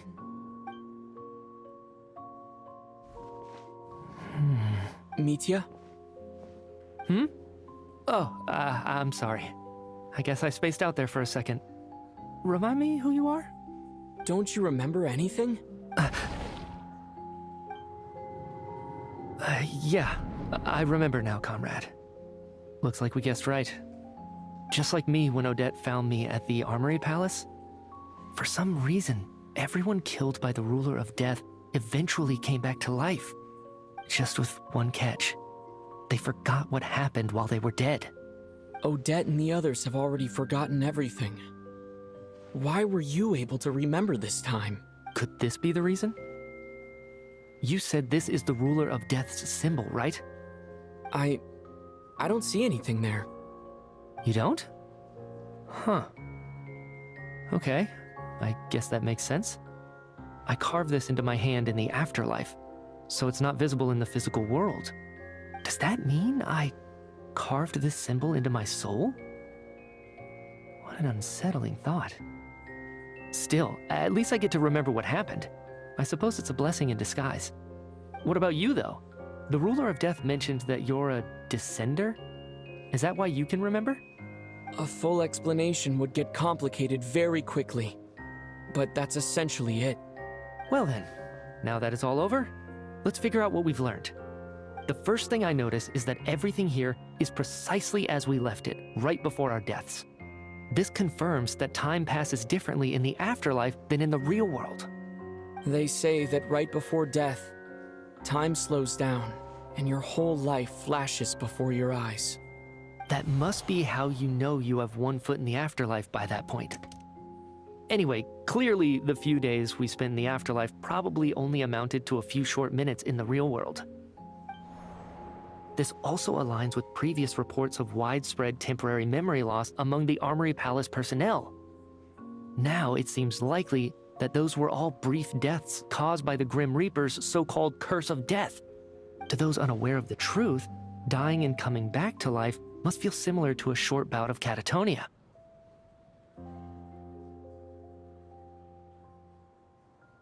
This leaves me with a couple big questions. What are the conditions that trigger this so-called curse of death? And why are we resurrected after we die? If nothing else, I think it shows that killing us wasn't her ultimate goal. We still don't know her true reasons for subjecting us to death. Right. This time only got complicated because of the situation with the theater's ley lines. That's why she had to approach it differently. If the previous incidents of amnesia among the researchers are anything to go by, killing us is usually a pretty routine matter. Come to think of it, wasn't I about to note something down before I died? I can't remember what it was, but I think it was something related to my research project. Sorry, Traveler. I'll catch up with you again later. Right now, I have to make a trip back to the Armory Palace.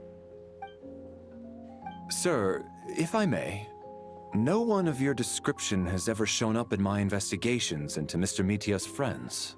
Yet, you two seem very familiar with each other. Could you perhaps tell me where he was in such a rush to get to? And, by the way, have we ever crossed paths? Forgive the presumptuousness, but I feel a vague and indescribable sense of familiarity about you. I can explain everything. Could you help me gather everyone in the theater in one place?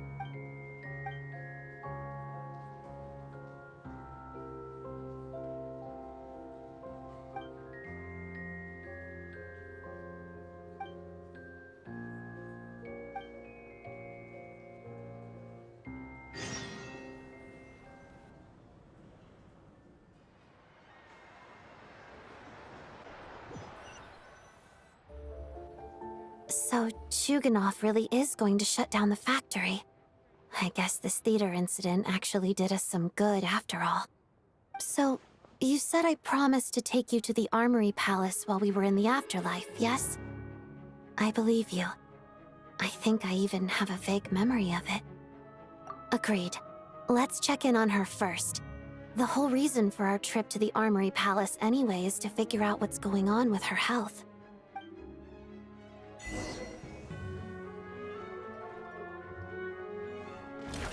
Prey spotted.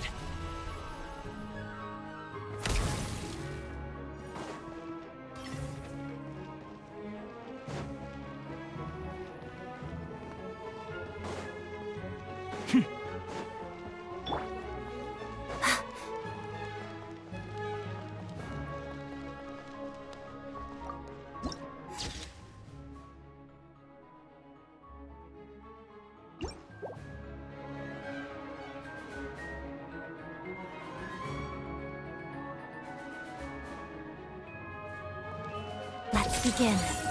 Pirouette.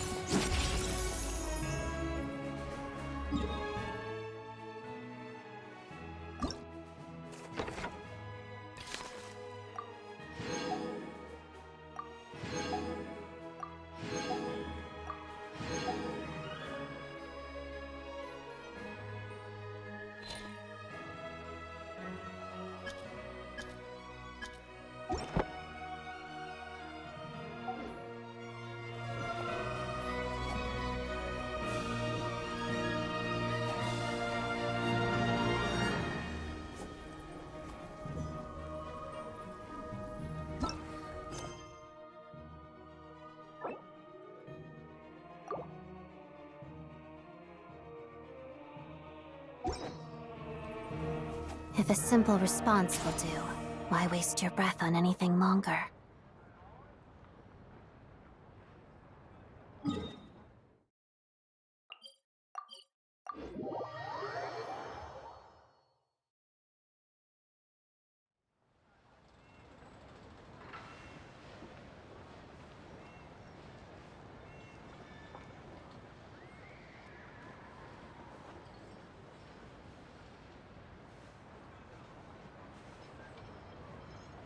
If only there were double the hours in a day.